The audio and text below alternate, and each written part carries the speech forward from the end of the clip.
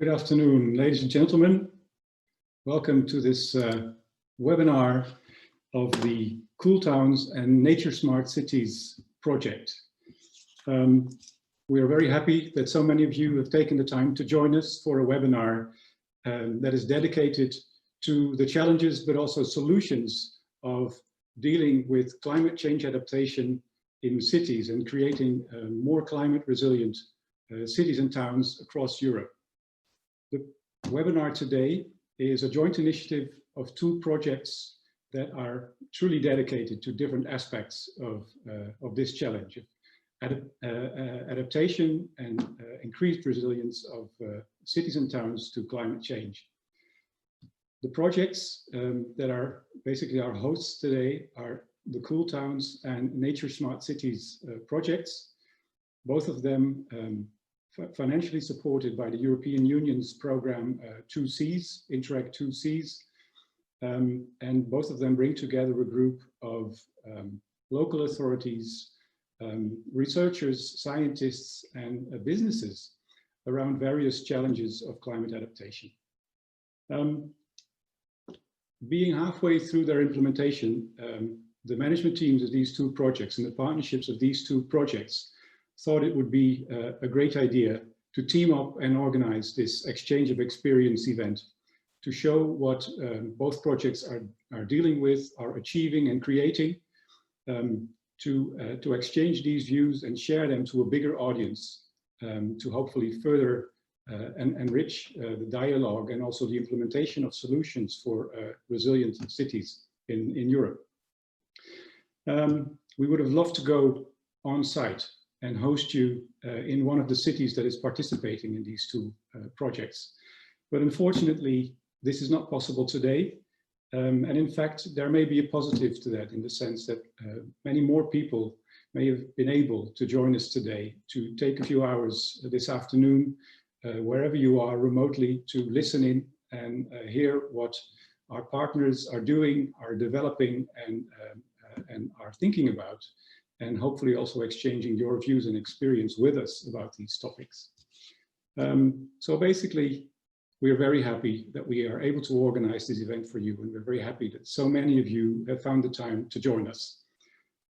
We have quite a lineup of interesting speakers for you today, but before we go into the more detailed and elaborate program of the afternoon, first, I would like to give the opportunity to our two hosts, if you like, to introduce themselves. And by hosts, I mean the representatives of the Cool Towns and Nature Smart Cities projects.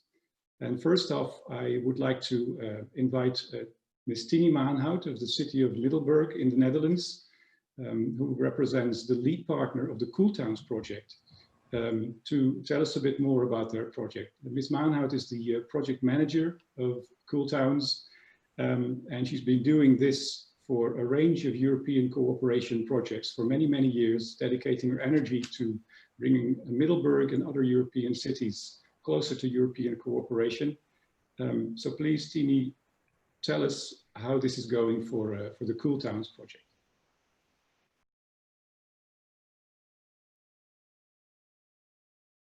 Thank you very much.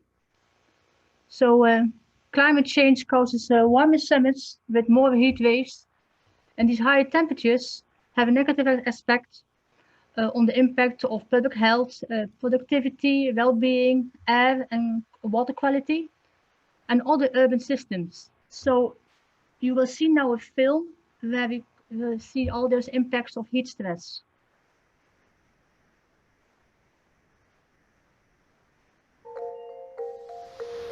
In our changing climate, summers are getting hotter. Heat waves will also occur more often and will be more severe in the coming years.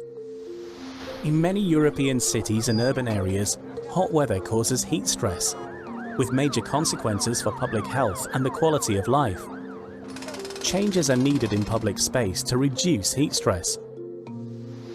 Spatial adaptation is a key way to make towns climate-proof, while also improving the quality of life and increasing attractiveness. Planting trees, hanging shade sails, creating green facades and adding water elements can be effective measures against heat stress.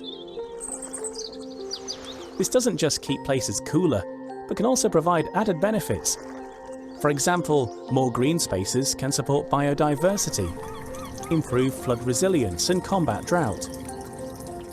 Cities do not yet have sufficient insight into the heat problem itself and the effectiveness of the various measures. Policymakers, spatial designers and other experts can benefit from additional knowledge and practical tools to properly tackle heat stress. In the Cool Towns project, 13 European partners are working together on a suite of tools and pilots to support the decision-making process for taking spatial heat stress interventions. Solutions that make towns climate-proof in a changing climate are explored, developed and implemented. Cool Towns is supported by the European Interreg programme, 2Cs 2014-2020.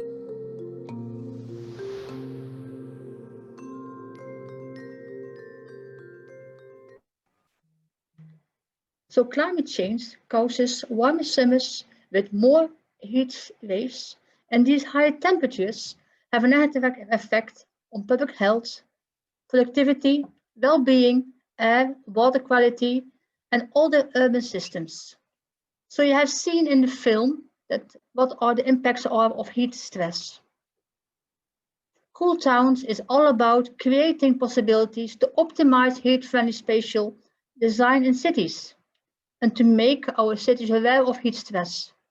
We demonstrate effects of local measurements and improve local adaptation plans. The partnerships of Cool Towns consist of 13 partners and 16 observer partners. All partners, the aim of all partners is to prevent as much as possible the negative effects of climate change and to find together attractive solutions to make cities climate-proof, so heat stress is prevented and limited as much as possible. But how we cope with all those high temperatures? How we try to do this? What are the results of Cool Towns? And what are the results for you? What can you do with it as partners or as audience? Heat stress mapping. It's a tool that allows cities to map present and future heat stress and the expected effects of possible interventions. Therefore, we developed a measurement protocol, but you will hear more about it by Gideon, our first keynote speaker. A decision support tool for selecting heat resilience measures, a training and capacity building package on heat resilience for different target groups, including building companies, landscape architects, and so on. A roadmap for local authorities, so a step-by-step plan. And of course, the different types of interventions and measurements with co-benefits in all our authorities and partner cities. So if you want to hear more about Cool Towns, please contact the lead partner or contact one of our partners. We are more than happy to tell you more about our project, and we will be or have a look at our website. Thank you very much for your attention.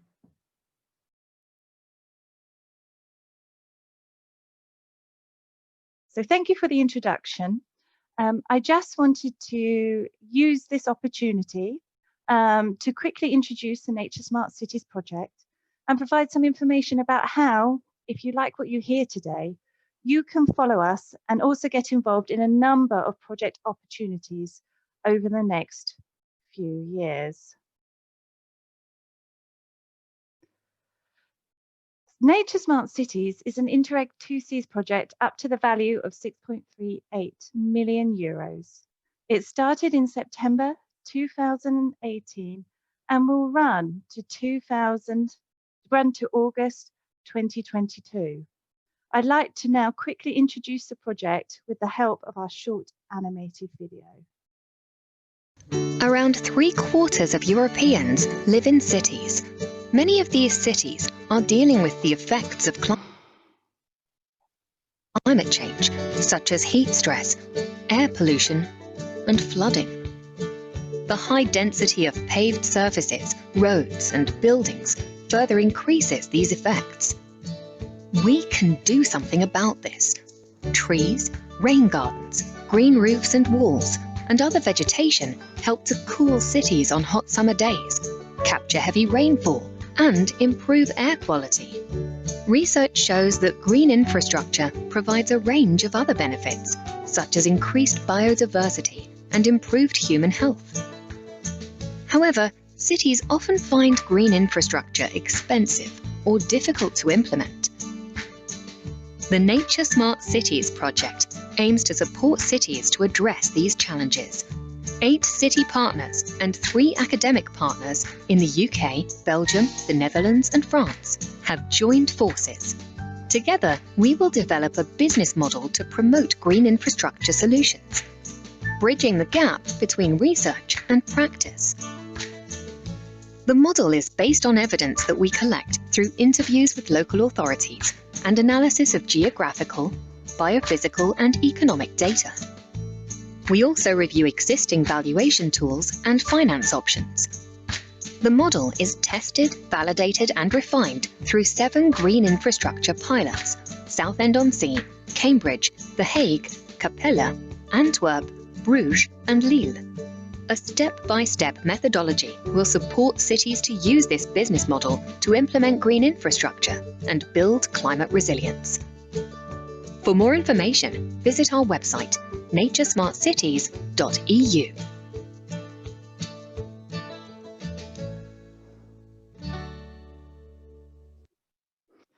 As the video described, the main output of the project will be a business model to support smaller municipalities, that's those with populations less than 550,000, to make the business case for green infrastructure solutions over more traditional grey approaches.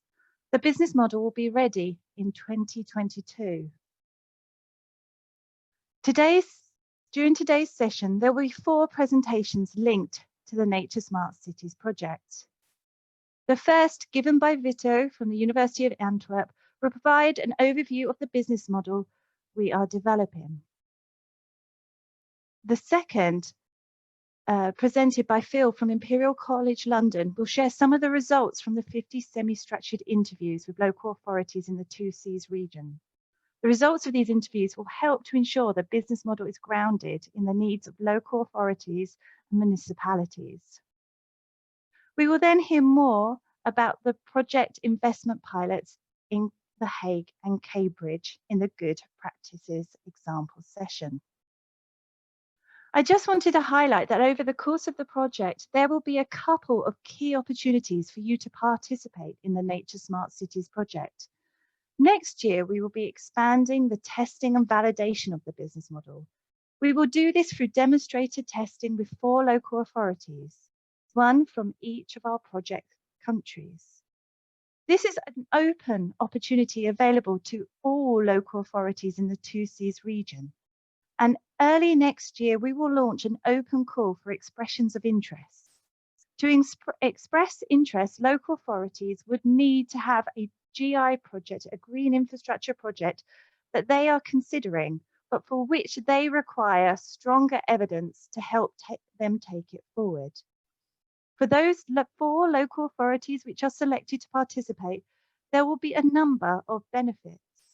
They will be supported through the application of the business model by a consultant, resulting in the development of a business case for their green infrastructure project to support the decision-making process and hopefully help to make their project a reality.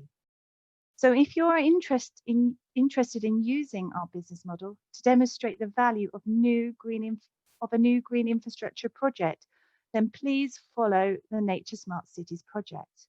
I will tell you how in a moment. In addition, in 2022, we will run a capacity building program to support local authorities to utilize the Nature Smart Cities business model. The program will be rolled out through a series of workshops in each of the project countries. It will be highly interactive, focusing on using practical examples and experiences of the pilot and demonstrator testing to take participants through the steps of the business model.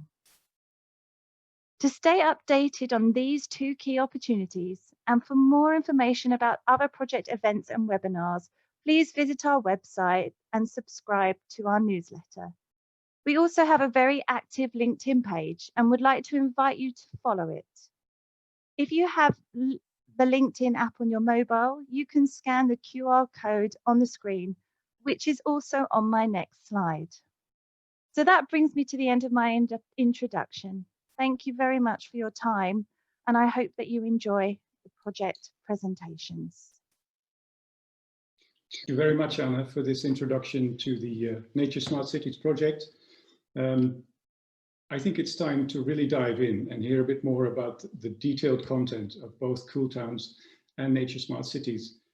But before we do that, we're also on our side of the screen very curious to find out who you are, our participants today.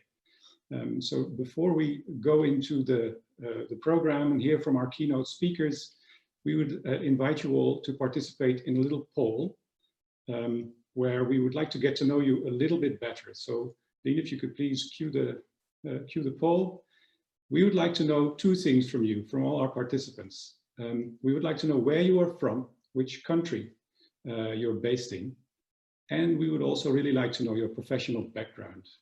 Are you representing a local authority, a regional authority? Are you working for a university or a knowledge institute? Are you an urban planner or a landscape architect? Are you involved in the construction sector perhaps? Or are you from a whole other line of business or professional activity? Please take a few seconds to fill in the poll and inform us about the information. As the answers come in, I see that most of you have now contributed to the poll. I would say I'm really curious to see what the results are. So, Dean, could you perhaps show us who we have here? So there you have it. It almost looks like an election or a popularity contest because there are colors assigned to the most popular or most voted options. Let's just agree that this is not the way we take it today. But we can see that there are people from a whole range of different countries represented. Many of you come from Great Britain. Belgium is also well represented, and then the Netherlands. And there are quite a few participants from France and even from other countries. And by other, this could be a range of origins, of course. It's interesting to us to know because the 4 countries listed on top are in fact the 4 countries that make up the Interreg 2C's program area. So this is where our consortium partners come from. And it's very good to see that some of you have actually joined us from outside of this area, listening to what we are dealing with and working on in our projects. It's also good to see that many of you represent local authorities. There's a good representation there. It makes sense because many of our partners and our target groups are local authorities, but also universities and professionals from urban development like landscape architects and city planners are here. And we're very happy with that because we hope that you will be able to start working with the tools and the ideas and solutions that both projects design, and that we'll be hearing more about in a few seconds. So thank you very much for this. It gives us a good indication of who we are talking to. Before we dive into our program, a few final practical points from my side. On this webinar, you will be hearing from a range of speakers. And no doubt you will have questions or comments to make at some point when you hear some of the presentations. There is an opportunity for you to actually engage with the speakers. You will see at the bottom of your screen a Q&A button. And the Q&A button you can use to present questions to the speaker. And we have a moderator at hand who will be following all the questions in the chat, in the Q&A note. And at the end of the presentation, we will share some of the most pressing questions or the most popular questions, let's say, to the speakers to hear their reactions on these questions. So note that in the Q&A, you can follow all the questions. And you can even vote for questions. So if you see a question that you would have liked to ask yourself, or you think is a very good one, give it a thumbs up so that we can see that this question really needs some follow-up and we can put them to the speakers. We may not have the opportunity to deal with all your questions. If this is the case, I can tell you that we will be following up on this webinar by sending you a frequently asked questions note where we come back to some of the questions that were not dealt with during the webinar so that you can still have an answer to your questions or your queries. So there you have it. We are recording this webinar, so you know. So you will have the opportunity to look at it later. And also in all peace and quiet, have a listen to the speeches that you enjoyed most. We will now start with the program for about 1 hour, and then we will take a short break before we continue with the second half of our program. So let's do it. Let's go on. Let's hear from our speakers. And I would really like to introduce our first speaker of the afternoon. It's Mr. Gideon Spanjar from the Amsterdam University of Applied Sciences, where he is a senior researcher based in Amsterdam, the Netherlands, as you could have guessed. He was also recently appointed a professor in innovation and urban green space at Aarhus College in the Netherlands. And his research agenda and his research career is really built around the question, how do you design a built environment that supports sustainable development and offers great well-being for users and citizens? And this immediately connects to his work in the Cool Towns project, where he is involved in the scientific team and leads on the heat stress mapping and modeling work program. So please, Gideon, if you would take us along and tell us all about that, we would be very happy.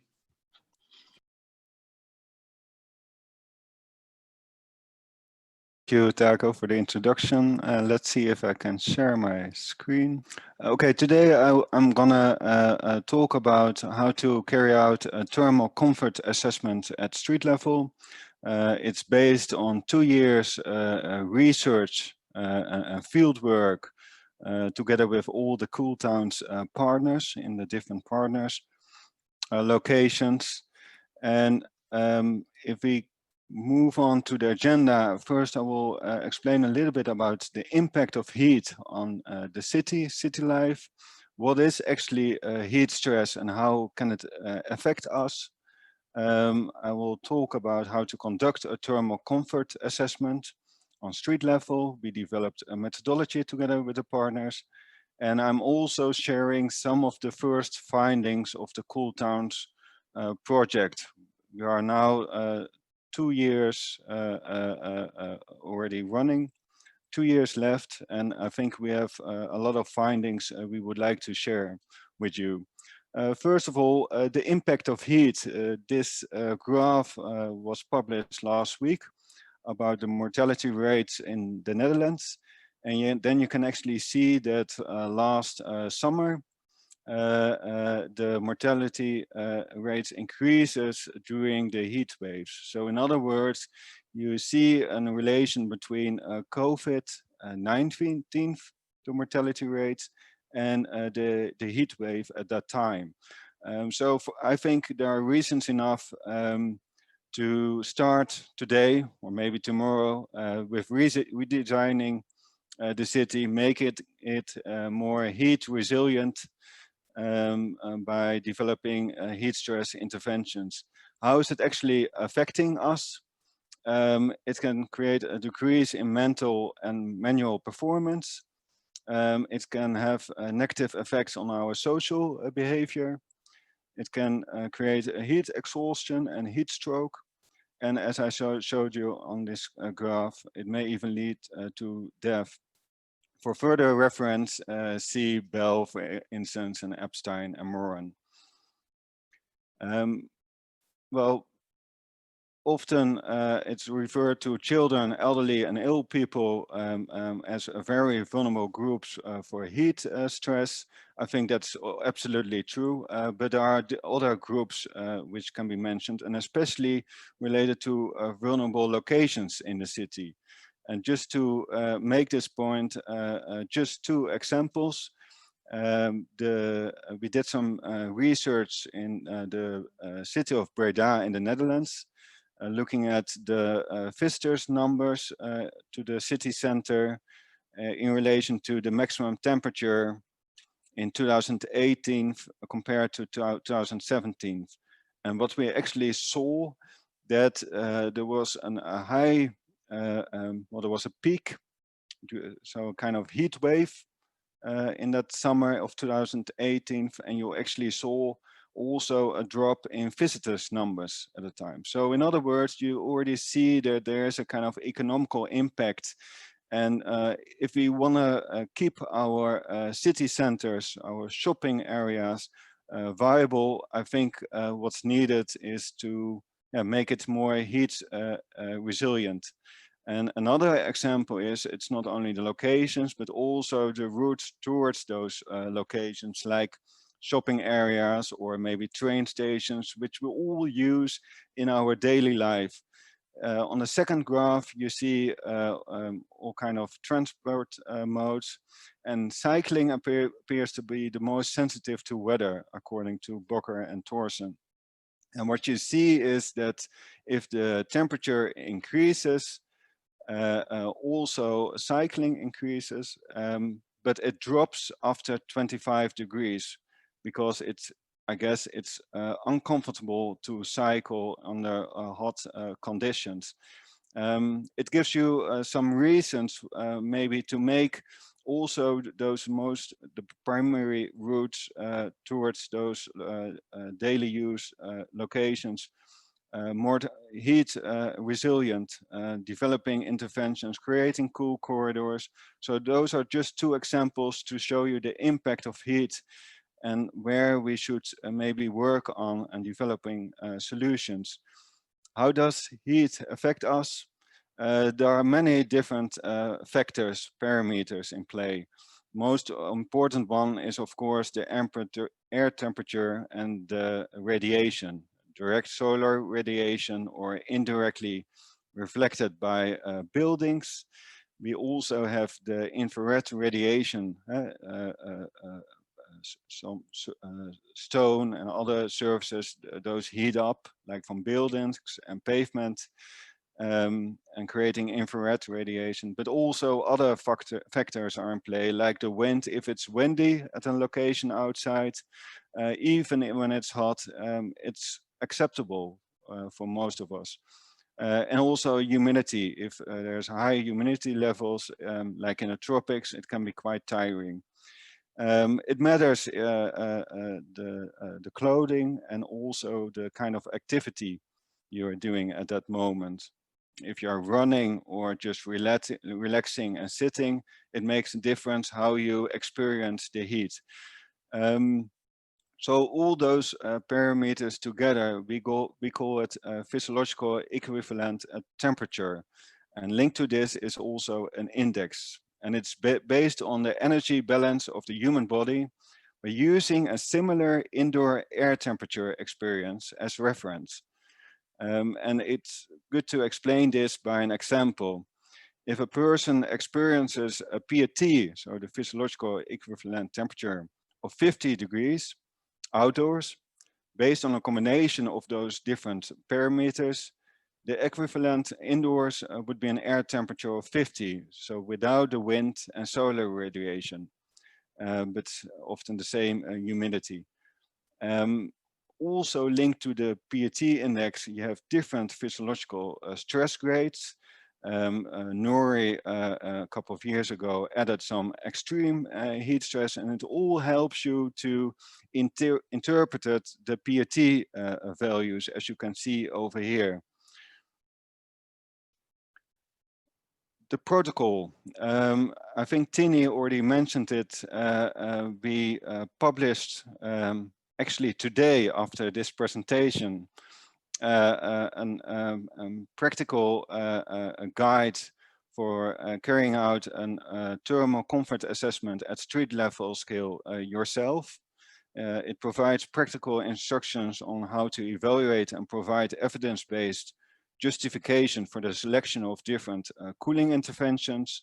You can think about trees or water features, different types of shade sails, all together for climate-proofing urban areas.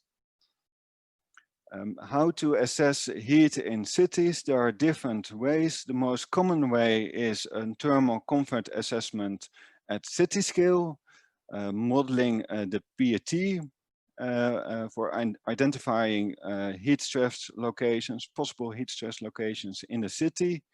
And you can perceive it as the first step towards a thermal comfort assessment at a street level scale, where also the thermal comfort of the users of those spaces are included. So for a TCA at street level scale, there are three different methods in play. Site characterization for exploring the use of the site, the spatial configuration, which matters and it contributes to heat stress. So those are the thermal characteristics. I mentioned already the questionnaire for get a better understanding of the thermal comfort experience of users, and also measuring the PAT, the variety of heat stress levels on a site, for instance, or cooling effects of existing features like trees, or the recently installed interventions. And through different phases, from a measurement plan, conducting field work and analysis, it provides all the information to implement new heat stress mitigation strategies yourself in your municipality.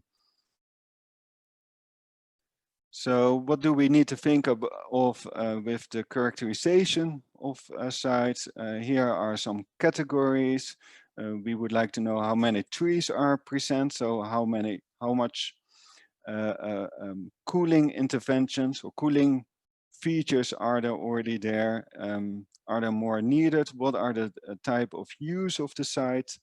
And that's actually the starting point. And then we move on with the questionnaire to get a good understanding of the thermal comfort which has been experienced on the site. So then we actually ask them first how they are, what's their motive to go to this area. And then we follow it up with how do they perceive this environment? Do they feel comfortable or very uncomfortable due to the heat? And how are they feeling, and how would they prefer that it's to be changed? Do they think it needs to be cooler? So then you can actually see action is needed, or is it fine just the way it is? And then we also have the measuring the PAT for different aims actually. Cooling effect of heat stress interventions to investigate that, the variety of heat stress levels, as I mentioned already on the site. And it needs different requirements. I think you always need to have a reference point. You have an intervention point at the center of this cooling intervention, measuring the effectiveness of this intervention. And you need comparison with a location full in the sun, in the open environment to compare it to. And we call it the reference point, or a control point, which is a bit similar. And then also it needs to be far enough away from other factors like spatial elements like buildings, and also from other interventions, to really measure, one hand, the intervention, and the other hand also the reference location to compare it with. So for a TCA, it starts with a quick scan. It's optional. Using Oostand as an example, it's one of our partners of Cool Towns. We have a shopping street over here, and that's over there. We have the Cool Towns pilot site, the Lijnbaanstraat. And what we found out with modeling the PAT, we saw that the shopping streets like this important one, it suffers from heat stress. often in shopping streets, it's difficult to develop heat stress interventions. And here the partner has chosen actually to, in this area, to create a kind of cool spot where people can have a break when they are shopping and can cool down a little bit and relax a bit. So this measurement plan, there are different objectives: to develop a baseline against which to measure the need for future change, intervention, measuring the effectiveness of installed interventions, and also an objective is measuring the performances of existing heat stress mitigation features.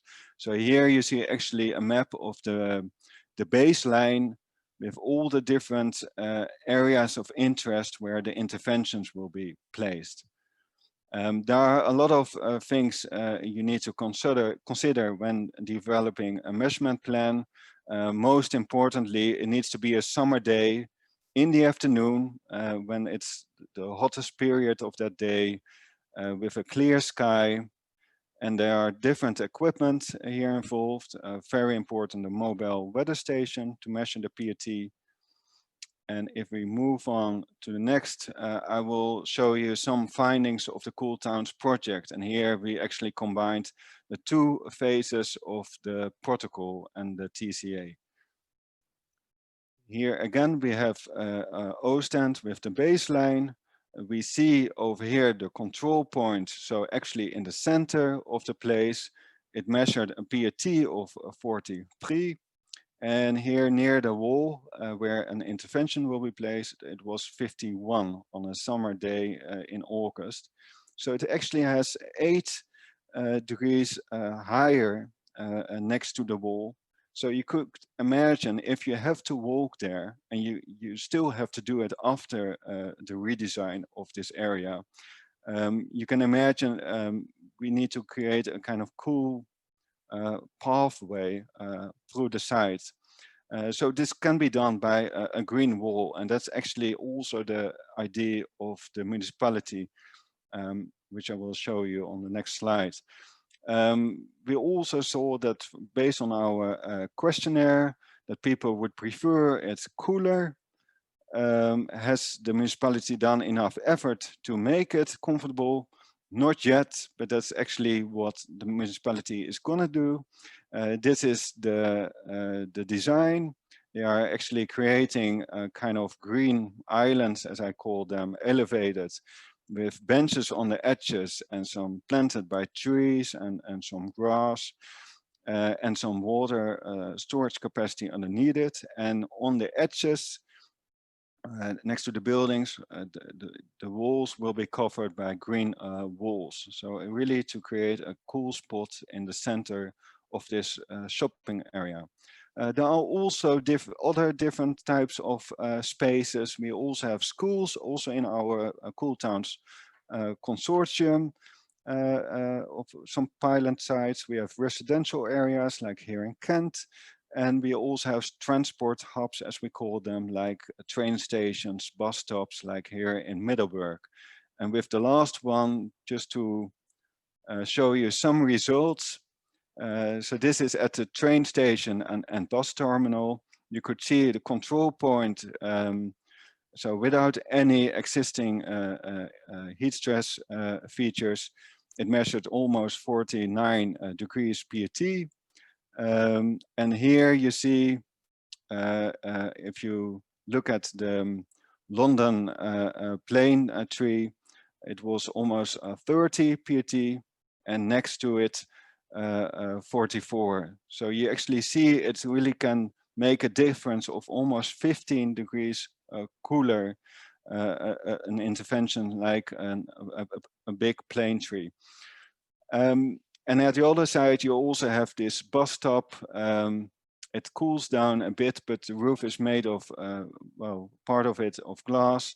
And based on the questionnaire output, the people would like to have more options, more shading options here and there on the site. And this is the design of Middelburg. As you can see, they will add some more trees and more lawn, and it will be a more pedestrian centric space. And also the bus stop, a green roof will be created over there. You don't only have a topology of different spaces, which really matter, but also a topology of different interventions. And I already mentioned a couple of them. We have cooler surfaces, like vegetated paving. We have trees, we have green walls. Our partner, Yoon Industries, partner of the project, is specialized in this. It's a company. We have some water features and shade structures like shade sails. Okay, this is just an example of some examples of cooling features. If we have a look at the city center in Merelbeke in Belgium, we have a water feature over here. And although the result, the difference of PET here near the water and a bit further away is only 1.6 degrees difference, says it makes a difference, because if you actually walk through the water or you sit there next to it with your feet in the water, it helps you to cool down. So it actually contributes to a thermal comfortable, to make a thermal comfortable place. And on the right, you see some other examples. The partners measured, like in Breda, Saint-Omer, and another example of Breda. There are also some other cooling features like trees. If we look at Saint-Omer, we have those really huge horse chestnut trees. And of course, it depends how hot it is on that day. But it can reach a difference of 18 degrees PET. And especially if you compare it to a site in Amsterdam, a small horse chestnut species, trees, it only made a difference of 12. And it was really like a very tiny cool spot created over there. We published a protocol. You can find it right now online, but please wait till all the other presentations are finished. On cooltowns.eu protocol, you can find the whole package of, well, first of all, the protocol, but also the checklist for doing fieldwork. There's a list of how to conduct the site characterization process, the questionnaire, what kind of questions you need to ask the users, and very soon it will follow also a PET calculation template in Excel, so you can actually only have to fill in the value of the PET, and it calculates automatically the PET itself. At the moment, it's a bit complex to do that. So the next steps in Cool Towns is the installation of interventions in 2021.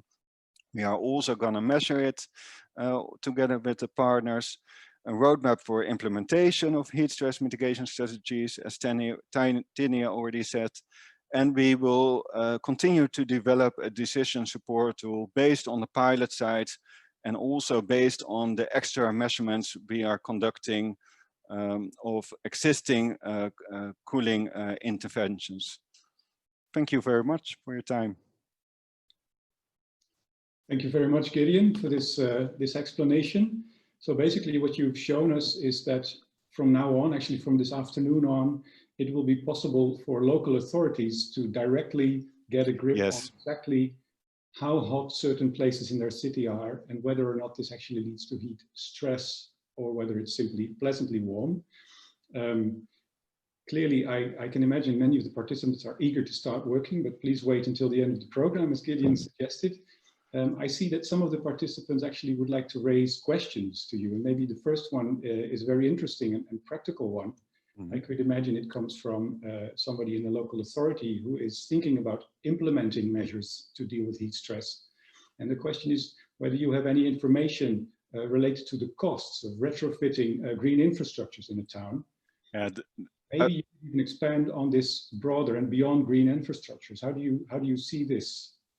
Well, first of all, it's part of the project. We are developing a decision support tool that municipalities and other authorities can make a good judgment what kind of intervention should be placed on a certain type of space. And indeed, it matters the cost of those interventions.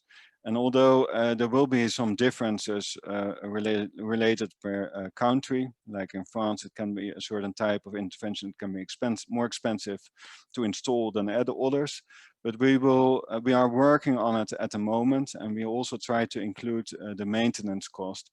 But it's not that easy, as we found out so far. Yeah, clearly, the same intervention might have a totally different price tag in different locations. I could also imagine, but let's hear more this afternoon, that there could be a connection with the work that's being done in the Nature Smart Cities projects on business modeling for green infrastructures, at least. So let's see where there we see certain connections. Yeah, and it also depends on not only heat stress mitigation, how effective is it to combat heat stress, but also are there other co-benefits in place you would like to develop over there. So it's always very situational, I think, this approach. But even then, you could create some price ranges per intervention. Yeah, that should be possible. There's another few questions that you might have some thoughts about that I would like to put before you, Gideon. And one is, very interestingly, do you have any information about the cooling effects, or let's say the effects in general of any heat stress reducing interventions during the colder months of the year, so the winter months? How does that work? Yeah, we actually considered it. I mean, we are quite aware of that you need, this is just a start. And I think it's quite important to see at those summer days, those hot days, how can you keep it climate thermally comfortable. So that's our priority at the moment. But actually, during the whole year, it needs to be comfortable. So you can't actually create in one space a lot of trees, creating a lot of shading, while in springtime or winter, you would, we all need some sunshine, right? So it could be quite interesting to start a project the whole year round, measuring the PET levels, but so far we haven't done that yet. We are focusing on combating the heat stress levels, but it's quite interesting to do so. There's work to be done. I have one final question for you. There are more that we will probably come back to later on, but one final one that is maybe one of the core questions that Cool Towns could also be dealing with, and that's the question, is there more merit in planting trees over having green walls, or does one heat stress reducing intervention make more impact than the other? And how do you make choices? Yes, but sometimes, yeah, like those really large trees, for instance, with a lot of leaf area, they are quite effective to reduce the heat stress levels. But at the same time, like in some type of open spaces, like in shopping streets, it will be quite difficult to plant trees over there. So yes, if you look at it from one single perspective, yes, you can make, you can see which one is the most effective one. But at the same time, a green wall, if you have to walk or sit really close to this wall, it can be effective to green it. Although, like, the effect, if you go a bit further away, like maybe 2 meters away, you won't experience it anymore. But as long as you walk it next to it, you will. So that's what I try to mention. Like, it's very situational. It all depends also on the type of space. Which intervention should be placed over there. So that's what we actually are gonna do in the making this decision support tool. actually to enhance this process, rather than you already know from the beginning on which one will be the best, because that's something we can't make. We can help you to select one or a couple of best interventions which are suitable to place, but we can't take it over completely. That's understood, Gideon. If it were only so easy, but clearly it's not. So there's a lot of work to be done at local level still. Thanks very much for this very interesting presentation. I'm pretty sure that there will be a possibility after the seminar for those questions that haven't been answered to also get a quick response. So if your question hasn't been addressed, don't worry, we'll get back to you. Right now, it's time to move on to our next keynote speaker, Mr. Vito van Ooistaeyen. He's from Flanders, Belgium, and he is a PhD researcher at the University of Antwerp at the Department of Business and Economics. And he's working on a PhD with a very intriguing title, which is Making Small Cities Less Dependent of Subsidies.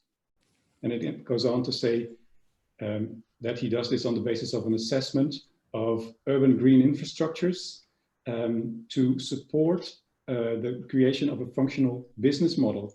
So basically helping cities to make decisions that are, let's say, show value and are economical. He's one of the Nature Smart Cities science partners, and he's going to explain exactly how the project is working on developing a business model for implementing green infrastructures. Vito, please go ahead.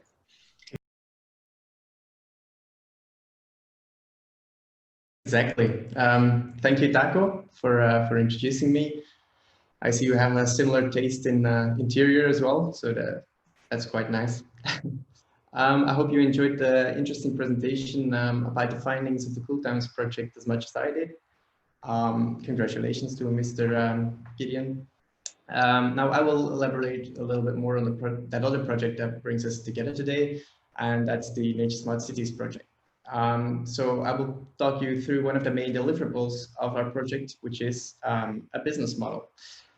So as Taco said, my name is Vito van Ooistaeyen, and I'm a doctoral researcher at the University of Antwerp. And we, as a university, were the lead partner for work package 1 of this project, that same and infamous business model. It is a little bit of a frightening term, isn't it?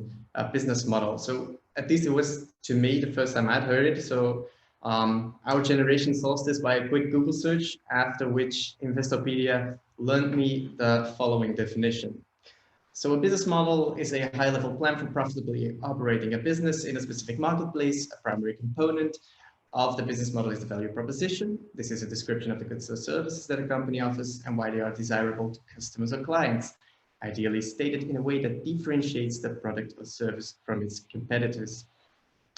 Well, this explains us a little bit how business models function within businesses and with often tradable goods and services. Many questions are left unanswered when considering green infrastructure or nature-based solutions or other publicly available goods or services.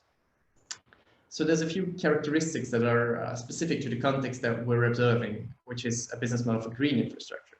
Vito, don't mind. Sorry, I'm interrupting you for a second here. It seems that we cannot all see the slides that you are presenting. Is there something you can do about that, to share your screen in a different way? Well, in a different way. Let me try again. Excellent. Better? Yeah, I can see. Okay, it. so I'll get back to those characteristics that are specific to the context that we're observing. First, for whom? So who are we building a model for? Who will benefit from this business model? Secondly, profitability. Is this a reasonable desire for this target group? What goods or services are we trying to catch with our business model? What specific properties of this good or service are inextricably linked with its business model? And can we really speak of customers, and who would that be? So we try to answer these questions. We would say that for the Nature Smart Cities project, at least, our target group is local authorities. So we want local authorities to benefit from the business model that we will design. And moreover, we'd aim for a self-sustaining or sustainable investments rather than aiming for profitability per se. So sustainable investments in the goods that are part of green infrastructure installments and deliver us ecosystem services. Characteristics of our product, it's characterized by non-rivalry. So this means, for example, that if I consume the beauty of my local urban park, this does not lead to less consumable beauty for my neighbors tomorrow, for example. It's also characterized by non-excludability. I cannot exclude anyone from visiting that same park. It's open to the public, it's for everyone. So at the same time, GI is also characterized by multi-benefits. So we don't only have those recreational benefits, we also have other ecosystem services, water management, carbon sequestration, etc., etc. As a result of it being a public good, we could say that our customers are society as a whole.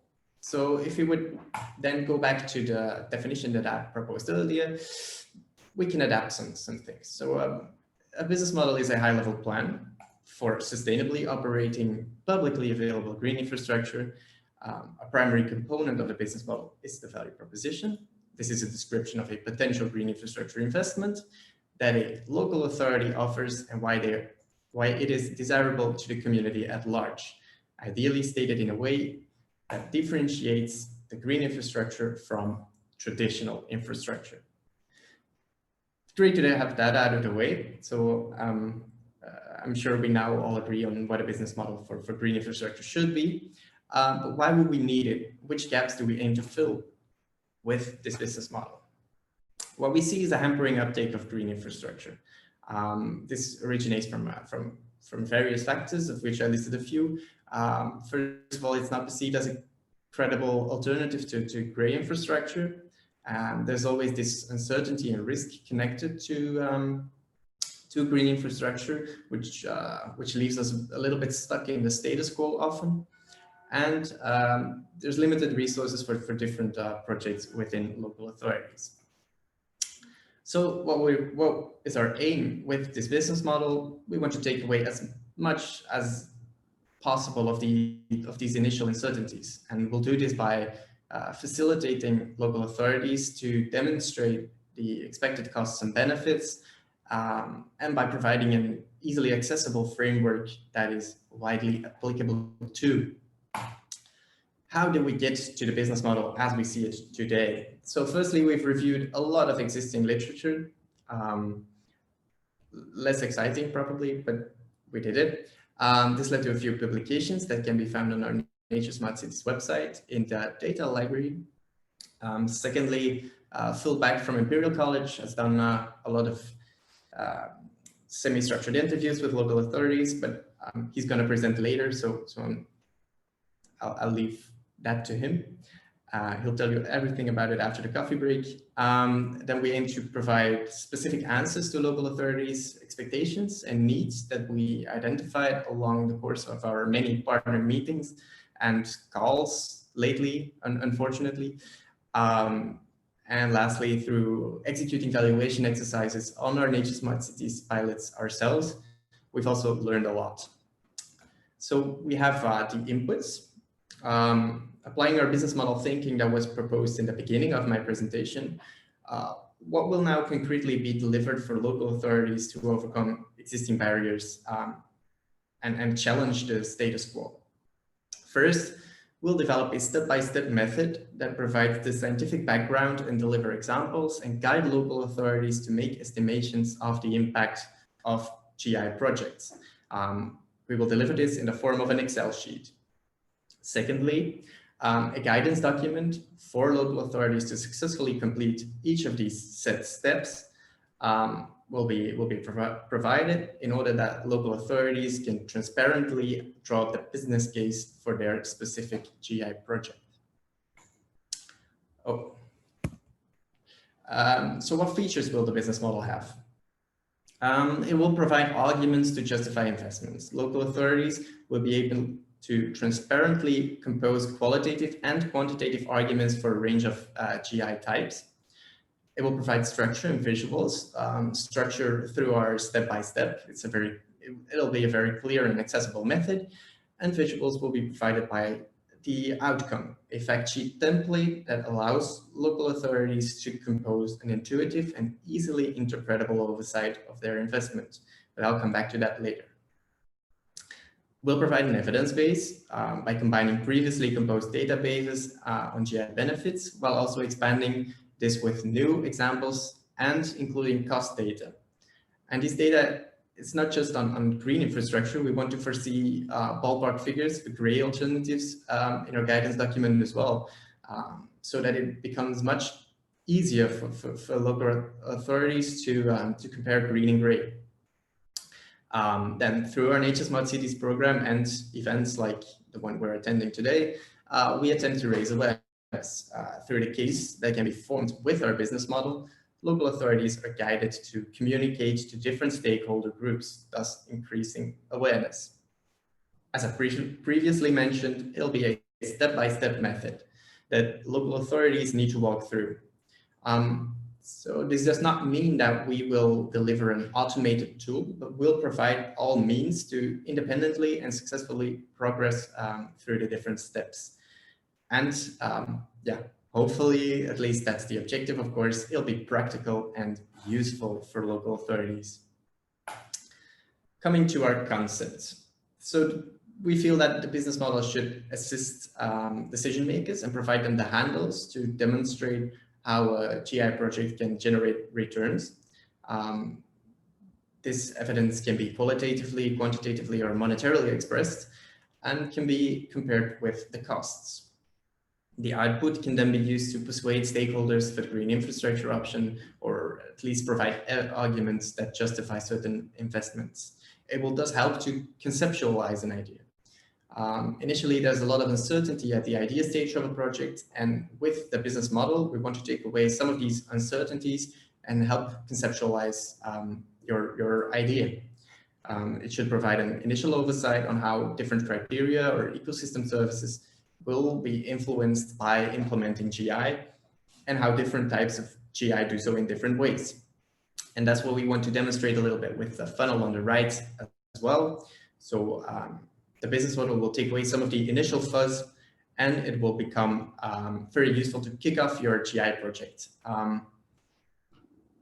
Let's say that we hope that it will increase your chances of the GI project being accepted in a later stage.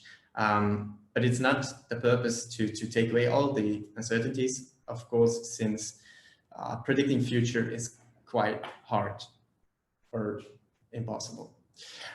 At the core of our business model, we'll build a multi-criteria analysis. The reasons for choosing a multi-criteria analysis are diverse.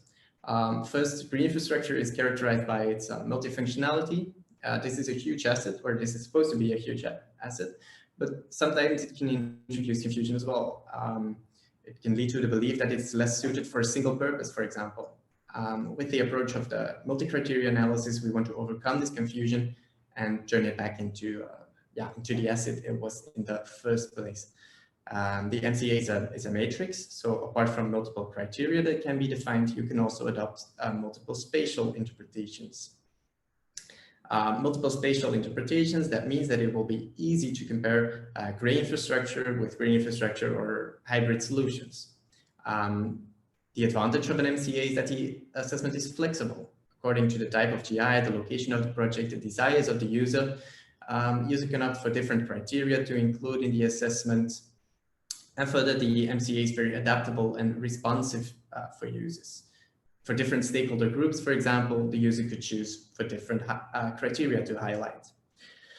Then another advantage is that we can combine qualitative and quantitative data, because as cliche as it sounds, the key to a good forecast is to not limit yourself to quantitative information. Now, lastly, the MCA works in various contexts, so it's accessible and transferable, and it is easily adaptable to the scale of the proposed projects. So local authorities could, for example, invest more resources for bigger projects, let's say. Next slide. Okay, so 3 important steps in our MCA approach. First, you select the criteria. So we're learning from our pilot cases, and we will compile a list of criteria that can be relevant to a decision-making process. And in the first phase of our analysis, it's up to the user of the tool to indicate which criteria are important to them. With criteria, criteria can be ecosystem services based, for example, water management, microclimate regulation, carbon sequestration, but it can also be additional criteria that are locally important. For example, if your mayor really values the amount of parking spaces in his village, that could also be a criteria. To give you an example, we move to one of our pilot cases examples. This is an example from Capella in Zeeland. So to select criteria, we use a rapid assessment scheme. So we offer examples of possible criteria. In this case, it's all ecosystem services. And the initiator of the project scores the importance of these criteria on a 1 to 5 scale. In the case of Capella, we can see, for example, that water management is extremely important to the project, and then other factors such as microclimate regulation, biodiversity, carbon sequestration, improvement of living environment, education and raising awareness prove important as well. So we ask our partner to provide a short description of what he interprets or she interprets with these ecosystem services or applied to their specific case. Now that we have our criteria, we go to the second dimension, which is defining different spatial scenarios. Again, the user is free to decide how far he or she would like to go in this. This can be expressed in simple words, or one could add sketches or pictures to make it more visual. And we always start from the situation as it is today. We call this the baseline scenario. We move again to our Capella case. So this is for the Capella case. We see 3 different scenarios. We have the status quo, we have the GI light, and the GI plus scenario. And yeah, a user is free to define as many scenarios as he or she would like. We already see that by describing these visually, that such as our colleagues from Capella did, that it already offers an insight in the changes that will be delivered. So moving from the baseline to the green light, for example, we see that there's more trees and some roads will become permeable. And then if we move to the green plus, we see more permeable pavements and we see more trees. Last step, in the last step, we combine those first 2 steps. So we assess the scenarios on those different criteria. This sounds a little vague, but that's why I added an example. So we won't go too much into detail into the exact assessments as we've made them, because it's still hard work in progress. But we mainly want to share the concept and share how it all will look and feel. So what we see here is a qualitative or part of the qualitative assessment of some of the ecosystem services that Capella indicated to be important. So they're all qualitatively scored relative to the baseline scenario. So for example, if you look at water management, we can see that for the green infrastructure plus scenario, that they get the maximum score. In our guidance document, we will provide the guidelines to make scoring less arbitrary. So that's just to give you a grasp of what it will look like. In the next step, the user then will proceed to the quantitative and monetary phases of the assessment through the general ballpark figures that we will provide and the guidance that goes with it. It'll be easy for local authorities to compute initial estimations for many of their upcoming projects. As I've said before, this is all work in progress, just to share the concept. But eventually the objective is that local authorities will receive intuitive data that they can use to convince their fellow decision makers to adopt project ideas.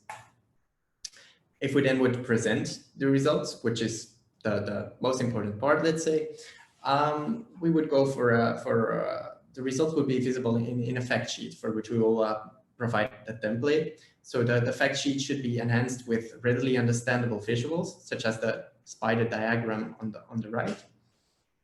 And the objective is to present this in a non-technical way. So where available, we will also include financial indicators, but we want to make it as tangible as possible, and that's why we aim for an outlook that's similar to the UK Energy Performance Certificate that you see on your left side. We're not there yet, but to show how this could work, we'll let you in our current work in Capella again. So we have made a provisional, very provisional fact sheet for Capella. This would look somewhat like this.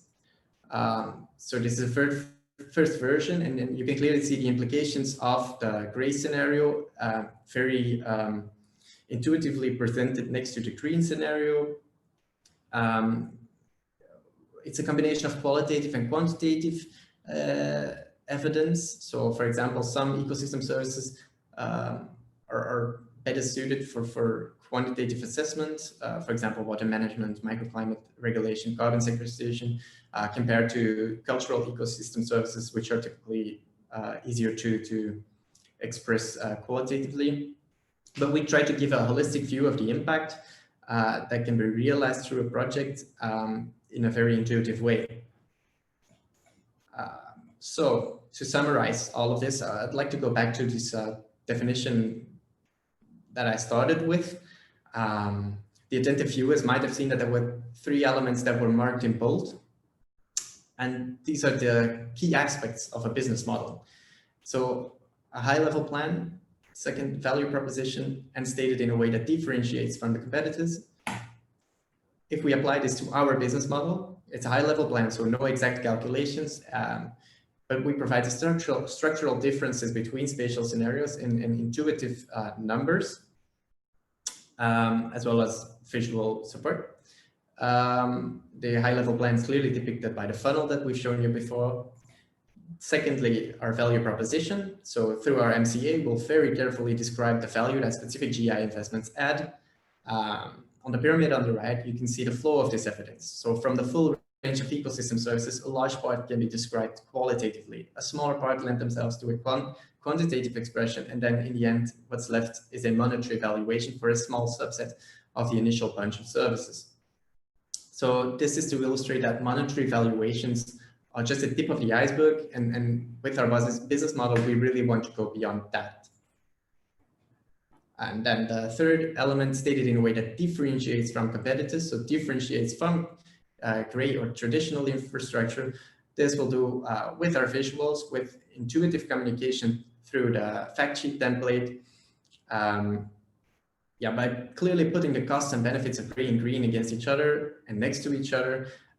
It's very intuitive, and local authorities will be able to get a thorough understanding of the impact within the blink of an eye. Well, yeah, this is a small exaggeration, but short update on the timeline. So we're gradually progressing towards step 3, testing and validating our business model. We do this by applying or putting our other pilot cases to the test, and to compose the first draft of the business model by the end of June 2021. And then a final version is expected in 2022. And I guess it will be available for all local authorities through the Nation Smart Cities website. Well, this was it for me. That was my story. If you don't make Jacob's cut for the Q&A, please feel free to contact me. You see my email address below, and I'm open to questions. Thank you very much for that, Vito. We have at least one question that is actually quite interesting, and maybe you could share your first thoughts with us about that. And it's basically about the general context of a business model like this one. So what would be the requirements for a local authority before they can actually start using it? Wouldn't they need to have some sort of an overarching general green infrastructure strategy or another type of plan as a starting point before they can start working with a model like this? And what would be these sort of minimum entry requirements? Yeah, so that's an important point. We want to keep the model, as I said in the beginning, it's a little bit, sounds a little bit delicate, but we want to make it as entry level as possible. So by providing a clear guidance document, we want to take all local authorities, or we want all local authorities to be able to be taken through this process of developing a business case for a small or for a GI project at least. So it's a really important element for us to keep it entry level, and we'll do this by providing as much guidance as we can. So as such, basically, even the business model could be actually the first step rather than a second or third one in opting for solutions. That's basically what you are also pointing at. Yes, exactly. Thanks very much. It's really to conceptualize, or you have an idea and put the idea somewhat more into practice and take away a lot of uncertainty in order for your decision maker to be more open, let's say, to what you're presenting them. Right. Yes. Are there any particular tips and tricks that you have in mind to, let's say, persuade or encourage local authorities to move beyond pure monetary thinking about their investment decisions or their infrastructure decisions? Clearly, the model can help to come to the right decision, but how can you get them to start using it? Yeah, that's a good point, and I think there's an important role for our strategy within the Nature Smart Cities project to already in the validation phase try out our model on as many different cities and local authorities as possible in order that the concept is demonstrated as such. I believe that other local authorities are more inclined to use the model if someone else has used it. And that's key element, and it's one thing that Anna already pointed out in the beginning. We'd like to engage local authorities that are open for this idea, because we think it could benefit us both. Right. So it's the story of the snowball. It starts small, and hopefully. I guess so. Grows by experience. Yeah. Well, it's been a long time since I've seen snow in Belgium, but. Yeah, maybe that's an analogy that our children will no longer understand. But today, we'll have to think of something else. Can still relate to this. Thanks very much for this interesting explanation and an introduction to the business model. We'll keep our eyes peeled for the final product, Vito. Please do. Thank you. Thanks very much. It's time to immediately dive into the following speaker session. I hope you're all refreshed and ready to hear from our next speaker, Dr. Phil Back. His name has been mentioned a couple of times already earlier on in the session, so we're really curious now to hear what he has to tell us. Mr. Back is a researcher with over 35 years of experience in various roles related to local government research, both on the business side and presently as a member of the Imperial College of London, where he is a research associate. And he is the man in charge of the research program with small towns as part of the Nature Smart Cities project. Please, Phil, could you tell us more about exactly that program?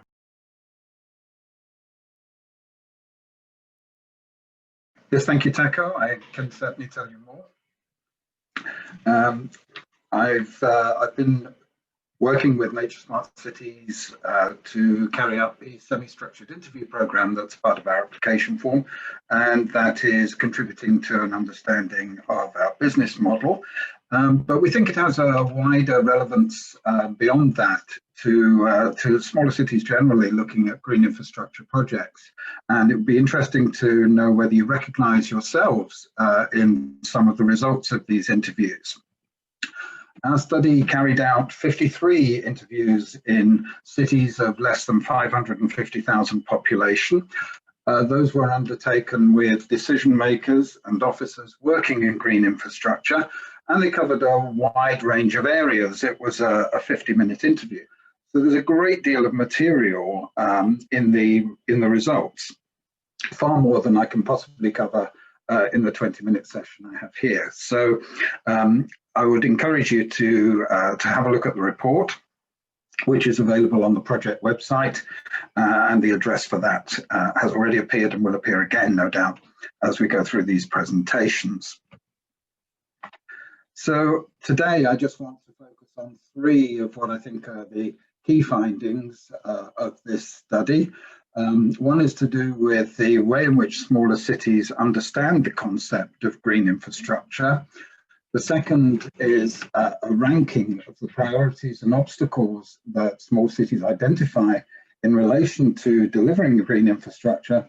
And the third has to do with evidence and making the case for green infrastructure in a smaller city. So if we start with this one, the understanding of green infrastructure in a smaller city. The first thing to say is that there is no common understanding of green infrastructure. We asked our respondents what differentiates, as far as they're concerned, what differentiates green infrastructure from green space or planting. And the answers varied very widely. And this no common understanding means that when 2 people talk about green infrastructure together, they may not be sharing either the same terminology or the same interpretation of that terminology. But having said that, there were some common threads that came out through the interviews. And one of those was a recognition of the attribute of multifunctionality as it applies to green infrastructure. The idea that a GI installation can fulfill more than one purpose. It might be planned to do so.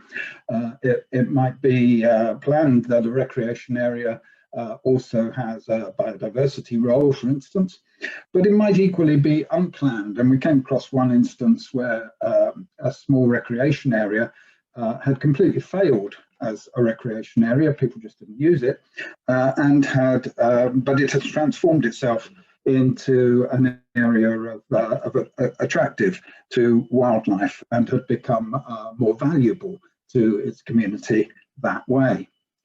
Another attribute that was recognised was the idea of ecosystem services, although very few people actually use this term at all. But what they said, what they described as a dimension of green infrastructure could be understood as an ecosystem service. It could be classified in this way. So for instance, flood resilience or water management or whatever. And the third attribute that was recognized around green infrastructure was the idea of connectivity, the idea that different green elements link together, and the concept of a network of connected sites was also mentioned. Lille is actually taking this approach in relation to its own pilot project in Nature Smart Cities. And the installation that you can see in this picture is an example of what Lille is trying to do in densely built up areas, creating small installations that are quite small in themselves, but which collectively make up a much wider and much more powerful network. And the fourth attribute that people recognize strongly was impact, and particularly the impact of green infrastructure on people. Green infrastructure is very largely interpreted as being something that benefits people. It's anthropocentric, if you like. So having got the definition from the respondent, we asked the interviewee, would your decision maker recognize that description that you've just given? So these results that follow on this slide are not necessarily what decision makers themselves would actually say. These are the perceptions of the people who work for them. And they find a variety of levels of understanding, from excellent in some instances through to quite limited in other instances. But generally, it would be fair to say that decision makers are seen as less well informed than the officers who work for them. Generally seen as a bit behind the curve, needing help, needing encouragement, needing guidance from their officers. And the engagement of decision makers is affected in 3 different ways. Politically, there are sometimes trade-offs, for instance, in authorities that are run by coalition government. The decision maker for green infrastructure may not necessarily be in full control over the council's policy as a whole. We came across one instance, for example, where the decision maker for green infrastructure was making herself extremely popular by making some very popular green installations, but was losing credibility with her mayor, who was from another party and saw her as a bit of a challenge. There were practical implications regarding engagement. The realities of governing mean compromise, and in some instances, they mean dealing with councils that include climate change deniers among their governors. And the scale of smaller cities means that sometimes just one person or a very small team of people are charged with dealing with green infrastructure. So there's a limited practical capability to influence policy or projects. And there are operational challenges. Often responsibilities in local government are split between departments, split between aldermen, and green infrastructure is nothing if it's not integrated and holistic. So those splits of responsibilities make green infrastructure more difficult to achieve. And not all decision makers were that interested in working across organisational boundaries, according to the officers who work for them. There are some other dimensions of decision making that are worth noting. In the first place, inconsistency. There are several respondents who said that their decision makers or their council as a corporate whole says one thing but does another. So, for instance, one council I'm aware of has a climate change strategy, which it makes a fair bit of noise about, but it nevertheless promotes car-friendly policies and makes car-friendly decisions when it actually comes down to it. One of the respondents in that council noted that nobody in this council ever travels by bus. There are several councils where the officers describe them as being cost-led or cost-driven. It's all about the money in these places. So projects that attract external funding are welcomed, and they appeal more than those that have to be funded locally. But these councils also tend to favour approaches where the costs can be calculated and defended with confidence. And that often rules out green approaches where the costs and returns are more speculative and more difficult to argue. Some of these authorities are risk averse. They're averse to risks in relation to public money, and they're also averse to risks in terms of public opinion. And that means they avoid confrontations in these areas rather than addressing them directly. And there's a certain amount of short-termism going on here too. The electoral cycle means that elected representatives at least want quick results, and they want visibility. The ideal is a photo opportunity next to a green infrastructure installation with local children who've helped create it. And that's true not just for newly elected councillors, aldermen, but even for those who've been in office for a long time. And there's also a certain narrow focus. The decision makers in smaller councils don't necessarily see beyond the immediately visible impact to the more abstract concepts that green infrastructure might be addressing. So they'll see the trees, but they won't see the carbon capture. They don't see the opportunities that a green infrastructure might embrace with a wider lens. So an active travel project might be supported, but the biodiversity possibilities that might lie within such a project are not explored nearly as vigorously. So moving on to the ranking of priorities and obstacles. What are the priority outcomes being sought in smaller cities when they look at GI project proposals? Well, the methodology behind this chart is explained in the report, and I don't really have time to go into it now, but essentially people selected cards and we gave the way they selected them, we assigned a score to them, depending on how big a priority that card represented. And you can see here there's a range of answers on the 12 options that people were given. Anything that scores over 1 could be seen as a fairly high priority, and anything over 1.5 is definitely a high priority. Anything that scores below 1, well, it's arguable that it's a priority. So the highest priority overall is an attractive place to live, which is very rarely the reason why you would create a green infrastructure project. But there it is. And it's quite a long way ahead of the other priorities that these authorities are looking to achieve. Public health is up there, and so is active travel. And in fairness, active travel would probably be even higher if the Netherlands wasn't so far advanced with that already. And opportunities for recreation and weather resilience all score pretty well on this ranking.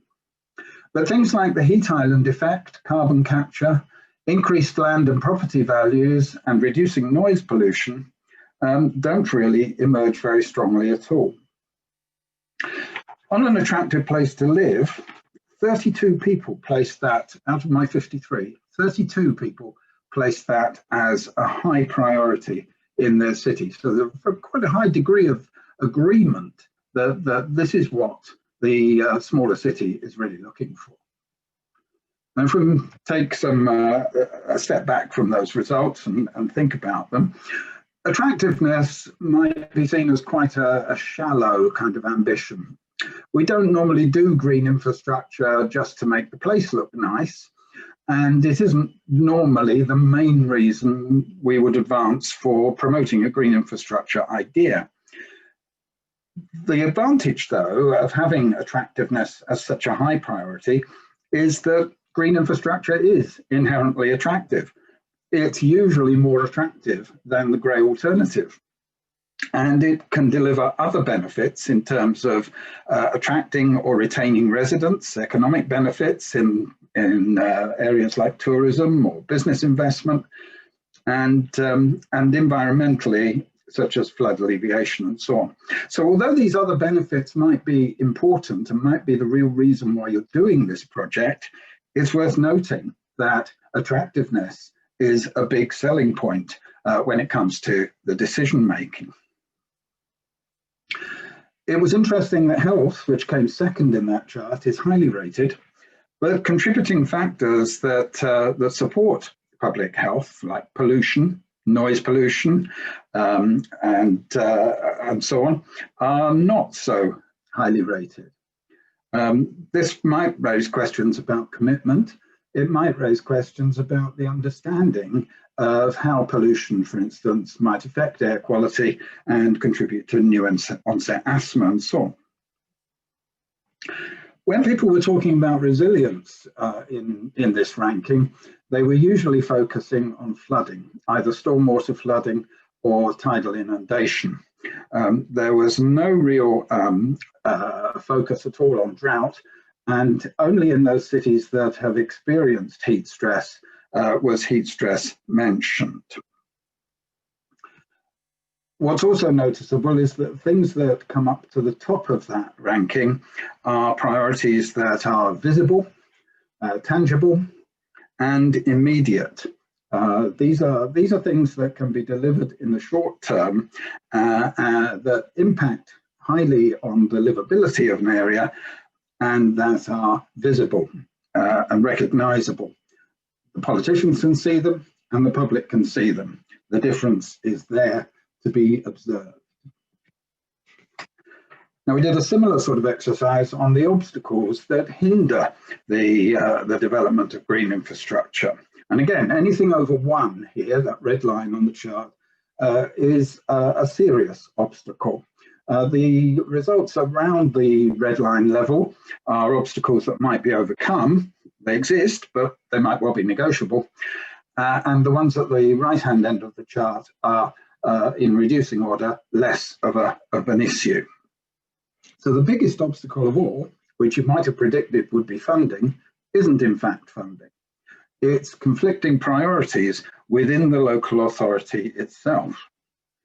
Funding comes second, and it comes second because although it's a big problem in a lot of authorities, there are one or two that are actually quite wealthy and don't have problems with raising finance for green infrastructure.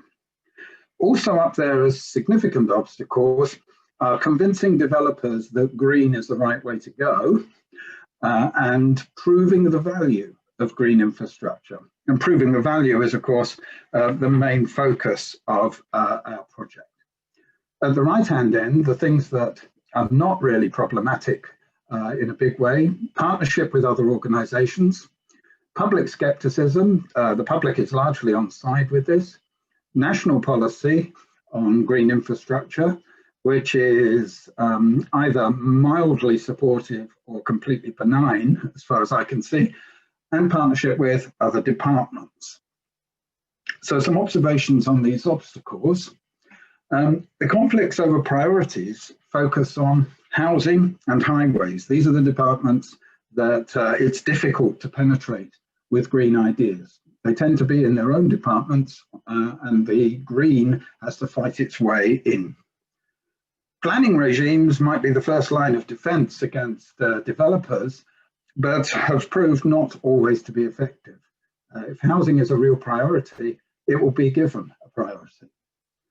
Proving value is too difficult at the moment. Hopefully our business model will do something about that.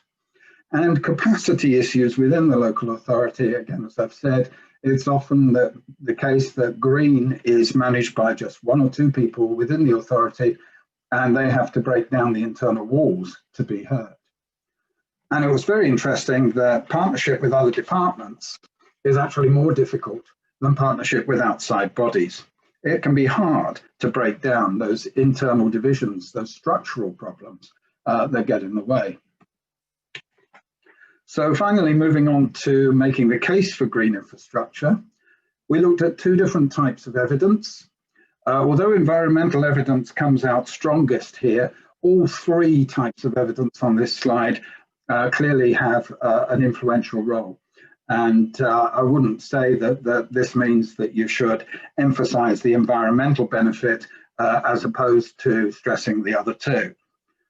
But when it comes to whether the evidence is of direct benefit to people, indirect benefit to people, or more generally to the environment and the planet as a whole, there's no question. Projects that provide direct benefit to people are what decision makers are looking for.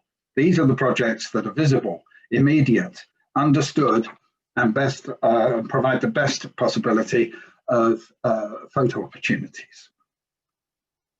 As to financial evidence, it isn't always about cost, but sometimes it is.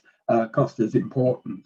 And the green-grey choice may be determined by cost and by confidence in the green alternative, which is probably unproven, as against the grey alternative, which the council might well have done before.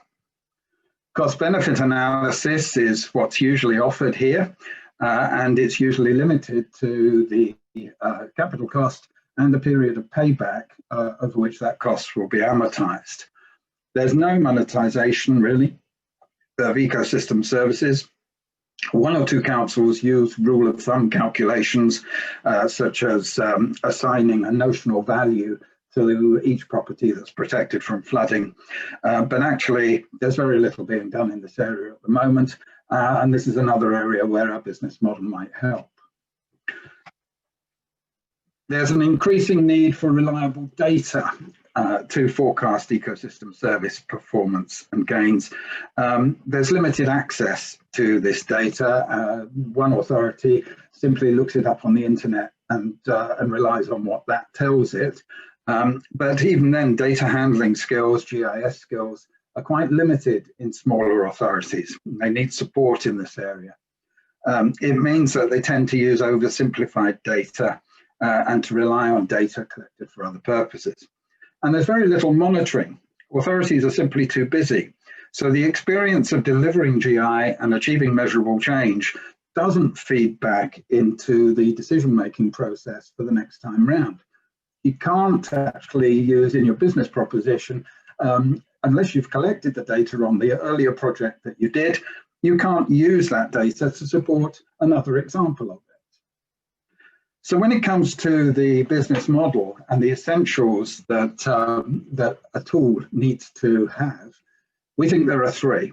One is it has to be usable. It has to be within the intellectual and time availability of a person working in a smaller authority, which is often quite limited. So there has to be no steep learning curve, easily sourced input data, and a limited amount of specialist knowledge that's needed. It has to be comprehensive. There are loads of tools out there, but most of them simply measure one ecosystem service. They don't cover the range, and GI is nothing if it's not multifunctional. So it's offering a whole range of services that can all be brought into play as part of the argument in support of the project. And it has to inspire confidence. Decision makers need not only to be confident in the data they're being given, they need to be confident enough to be able to argue their case when it's challenged in cabinet. So a tool that's in wider use, or a tool that's used by a city that has an established reputation for green infrastructure, and a presentation that looks professional, looks the part, these all inspire confidence and will help to make the case in a sort of underground kind of way. So that's what we're looking for our business model. And you can find out more about this very interesting survey by visiting the address that's on the screen now. Thank you. Thank you very much, Phil. That's really excellent stuff and very interesting. In fact, so interesting that before we share a few questions with you, we would like to hear from all the participants to see, not to run the whole survey by them in the same detailed level as you did, Phil, because I hear it would take 50 minutes or 53 minutes even. But let's have a poll number 3, please, to find out whether or not our participants recognize the priorities and obstacles in, let's say, the level of importance or non-importance in the same way that Phil has found them in his research in this series of interviews.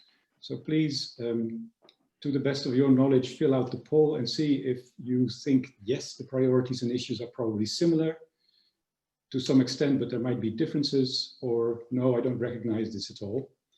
And a few of you notified us that you cannot participate in the polls. Maybe you want to submit your answer in the chat so that we can see whether or not with a yes or a no you recognize the findings of Phil's research. So we will leave that poll there for a few minutes, and in the meanwhile, Phil, I would like to ask you one of the questions that we got from the audience related to the specific factors that are in play. I noticed that at least in the obstacles bit, you referenced to national policies, and they were not the biggest of obstacles. But the question here is, did you try to find out whether green infrastructures are seen as something that helps to improve compliance with mainly environmental legislation? Well, there are various motivations for using green infrastructure. The reason national policies come fairly low down that list is because local authorities don't do green infrastructure so as to comply with national priorities. In the European Union, and I think probably in the Netherlands in particular, the national policy largely hands the whole of the responsibility for environmental enhancement over to local authority. There are national frameworks, but they're largely benign. They don't make particularly demanding direct requests, and local authorities are free to develop as they see fit, as long as they sit within that fairly broadly defined framework. There was an important difference between the UK and the European Union as regards biodiversity. In planning policy in the UK, there's a move towards net biodiversity gain from development, whereas in the European Union, it's no net loss of biodiversity from a development. That could over time become quite an important difference, and I'm a little mystified as to why the European Union doesn't take a slightly stronger line on biodiversity. It's fairly rare for the UK to be ahead of the European Union on anything that we share together. And yet we seem to be asking more of local authorities than our European colleagues are. So there, you even implicitly make the case for continued learning across the two sides of the North Sea, even after January 1st, because clearly there's still a lot to also to learn and inspire each other when it comes to this particular aspect of biodiversity ambitions, if you like. Well, and I think in other areas too, Taco, one of the side aims of this project is to create a knowledge network that continues to share even after our formal relationship has changed. I think there's still huge potential for us to learn from one another. Well, that's an important thought that we should keep with us for the rest of the day and longer, I hope. Maybe, Lean, if you could show us the results of the poll that we just launched and see how recognizable Phil's research results are to the participants. Yeah, that's interesting. I think this is what you were hoping to see, Phil, no? Well, it's obviously not a scientific piece of research, but it does provide some support for the message that I've just tried to communicate. Yeah. And it suggests then that the rest of the report and the discussion of those priorities and obstacles might well be of interest and of relevance to the people who are kind enough to watch this presentation. So I would encourage you to look at the full report and get the full benefit of the research work that's been done. Excellent. Thank you very much for sharing that with us, Phil, and for presenting your report. You know, participants, where you can find more information, and we will no doubt also resend you all the links shortly after this seminar. So you will be able to look into that in more detail. Thanks very much, Phil. Okay. This is when we move on to the next block of our program, where you will have noticed in the agenda, we will have introductions to a number of what were called inspirational good practices. Cool Towns and Nature Smart Cities projects are clearly delivering some very interesting research and methodology, but they're also very much about implementing climate resilience solutions in cities, be it for reduction of heat stress or for showing and demonstrating the value of green infrastructures. And right now we would like to take you on a little virtual tour of Europe to show you and tell you about some of these inspirational good practices. There will be 4 or in fact 5 speakers telling you about 4 cases, short testimonials about the solutions and the interventions that are being implemented currently in the different cities that participate. We will be hearing from the speakers one after the other. Please drop your questions in the Q&A, and it would be good if you then also put the name of the speaker that you were asking your question to in or behind your question, so that we can later on put them to the right speaker. Because after hearing from these 4 cases, we will have the opportunity for a quick Q&A session with all the new participants of the following session. So without further ado, I would like to introduce the first speaker. He's Mr. Jan van Damme from the municipality of Merelbeke, the spatial planning department of this municipality in Flanders, Belgium. Merelbeke is maybe interesting for you to know, is not a partner, but rather an associate of the Cool Towns project. So already very interesting to see how the thinking and the development going on in Cool Towns finds its way into public space in Merelbeke. And Jan van Damme, please tell us more about what's happening there.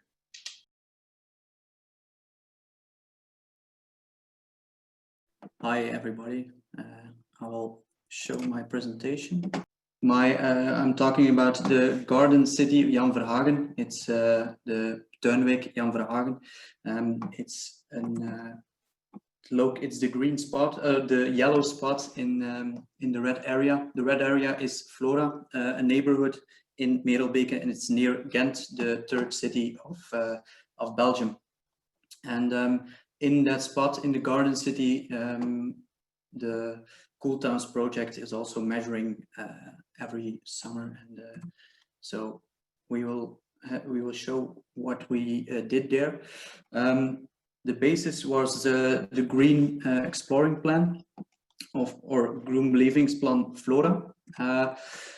What we did was analyze an area, the whole neighborhood, the normal things like the green that is nowadays there, but also more other stuff that is important in the neighborhood, like noise pollution, year of construction of buildings and neighborhoods and streets.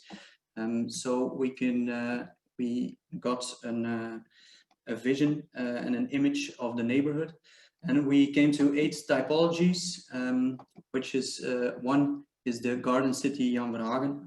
There were 3 like this in the neighborhood of Flora. We also analyzed 6 parts of the neighborhood, so we divided into 6 parts that are a little bit different. And in each part, we looked what is there today. Now, then we created a vision. Where are the quick wins in every typology? So we see here in the Garden City some quick wins, and we come to it later. But also for every part that we had, we noticed the opportunities, and we did recommendations. We linked all the parts together in one vision that you see here. And we also did recommendations for the construct that it was a little bit similar in every part and in the whole neighborhood. And these are some things we like to integrate in the neighborhood, step by step, of course. Last but not least, we integrated street art in it, and we want to do it also step by step.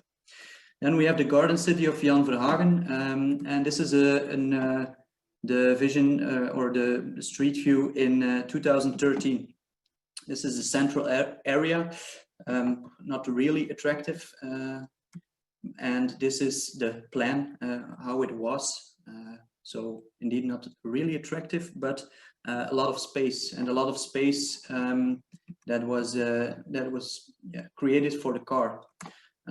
We looked at the occupancy of parking spots, and there was a lot of space, so we didn't need all that space for the cars. So we had several options, from a whole green ring to a little only the central spot. We did on that central spot, we did for 1 week a simulation, for 1 weekend a simulation, September 2016, with the neighborhood. And we also presented our plans, and we also let the people participate to create it themselves, which are the strengths and weaknesses. We did activities with children, you see on the photo, and also the people organized things themselves. I would give it as a hint that you really have to you have to know people that live there and do something with them, not them and we, but do it together as a municipality and the people. We did also a survey for the people who couldn't make it to the presentation and the weekend, and so everybody was aware of the plans. We had 4 alternatives, and 1 made it. The most conservative, but it was due to the strong population of older people that were more conservative, but there was a big difference with the younger people in the neighborhood. And so we had a final or a proposition. So with a central spot and also a spot at the other side of the Garden City. We were chosen in 2 calls to as a laureate, and we got money to make it, not for the whole construct, but a part. Then in May 2017 we gave feedback, and we closed again the central spot. people made together a bench and things like that. It was really cool. And we announced that we would make a temporary playground. That area in green, you see here how it was in 2013, and this is 2017. It's temporary. If you look good, you notice that the street is still there. So if something went wrong, we could take it away. But it was positive, and February we got positive feedback, and in February 2018 we did the final proposition to the neighborhood. They were cool with it. They were enthusiastic, and we started with the construct in November 2019, and in the beginning of 2020 the area was rebuilt.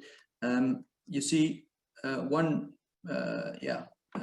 sad thing, it's maybe a too big word, but it's the cars there. It was like a compromise with the neighborhood that there would be less cars, of course, in the central area, but the people who hadn't placed there in the central space could place their car in. I'm not really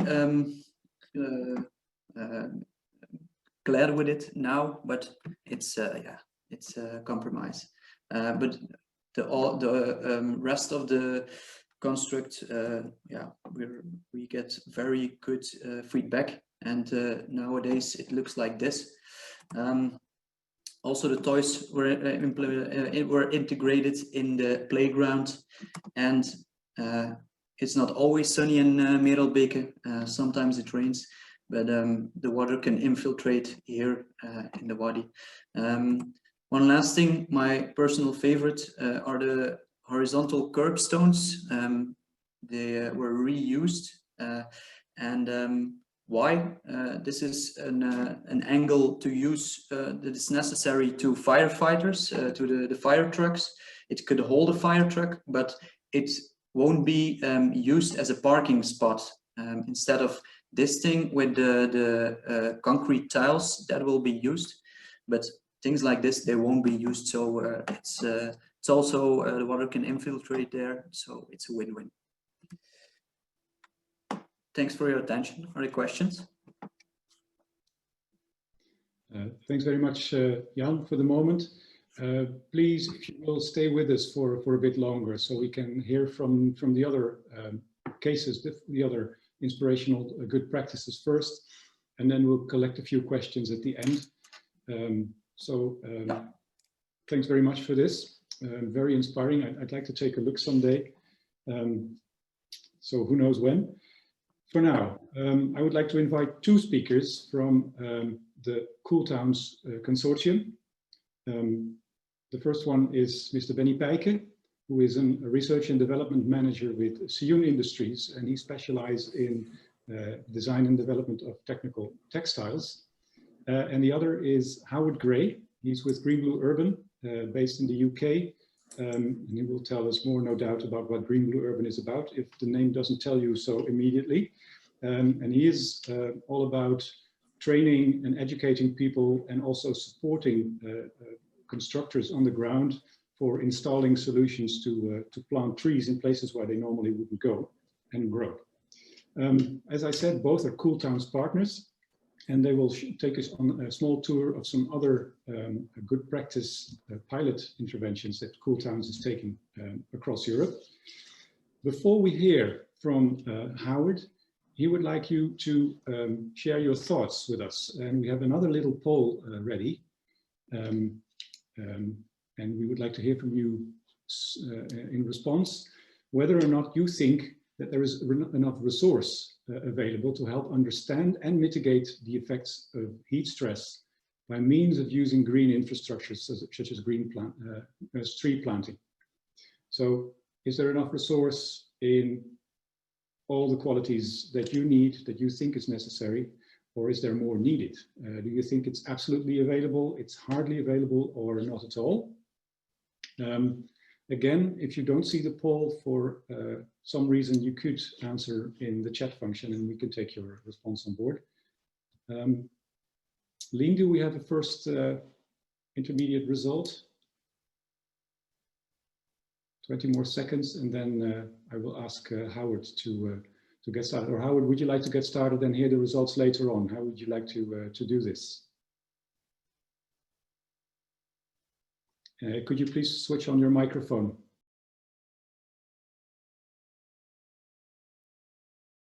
As we've received very, very mixed results from our own survey. So can you hear me okay? Yes, I can hear you. Excellent.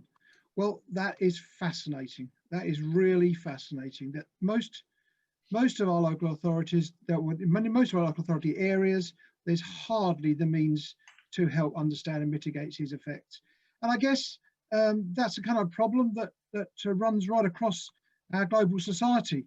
That there's so many claims on finance, on means, that it's moved down the list. And I thought it was very interesting what Dr. Bax said earlier on, that it's this problem of prioritization and silos in our different areas. Let me just share this screen. What we find is that the whole idea of a green infrastructure scheme is because it embraces so many different disciplines, it's very hard for people to truly understand it.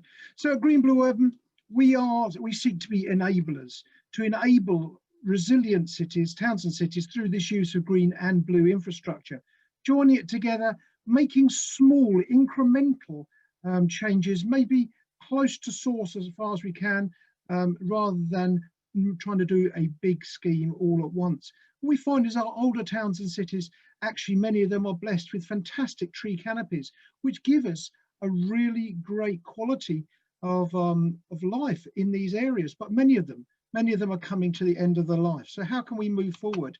Well, we're really, really proud to be involved with Cool Towns and with the partners that we're working with, because we believe this is really opening eyes right across industries as to what can be done. One of the things, of course, that's concerning us is these extreme weather events.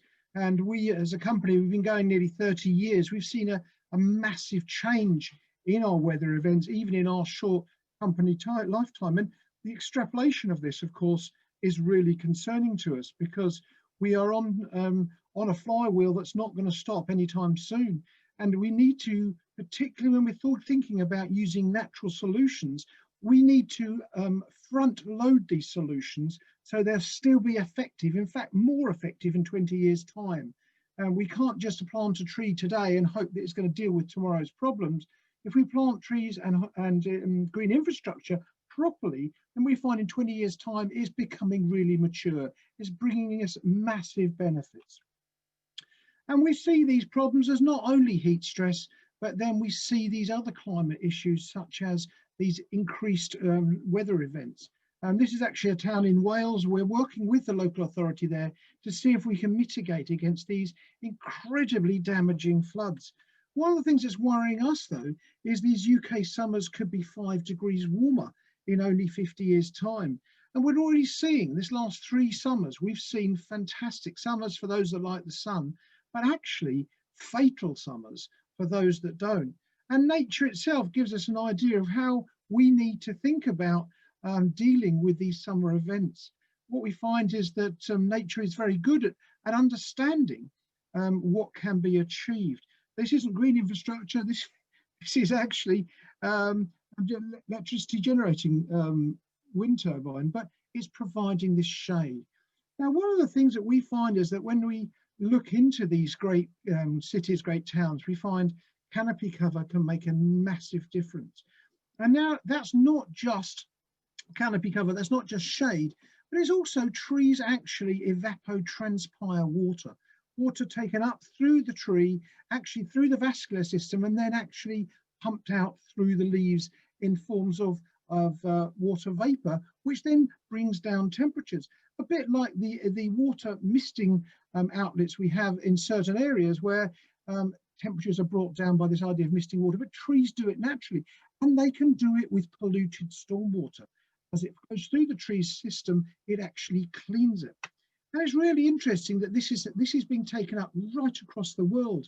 In Medellin, in Colombia, they've planted these over 8,000 trees, and hundreds of thousands of plants in these main routes into the city to bring down the temperature. Now they're bringing down this average summer temperature by 2 to 3 degrees just by planting. What they say is they're growing a cooler city. I think that's really interesting because this is something that's being taken on by what wouldn't be thought of as a first world country, but recognizing the advantages of healthy and green infrastructure. Now, London, of course, is blessed with a major tree canopies. London's 8 million trees are worth over 6 billion to the capital. Now, that is ecosystem services, as has been spoken about earlier on. That's not just heat. That is a lot of that stormwater retention, that may be air pollution, and that may be all the other biodiverse benefits. But it's really important that we value these infrastructure. We see some of our trees in our cities are not actually bringing us any value at all. In fact, some of them are liabilities. Now, these trees here, these X-trees here, really hadn't been thought about.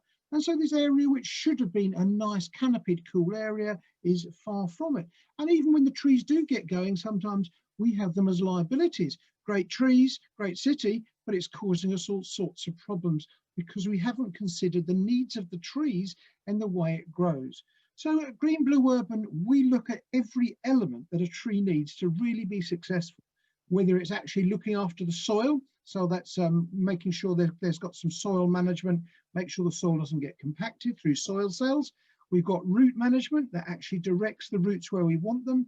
We have aeration to keep the soil alive.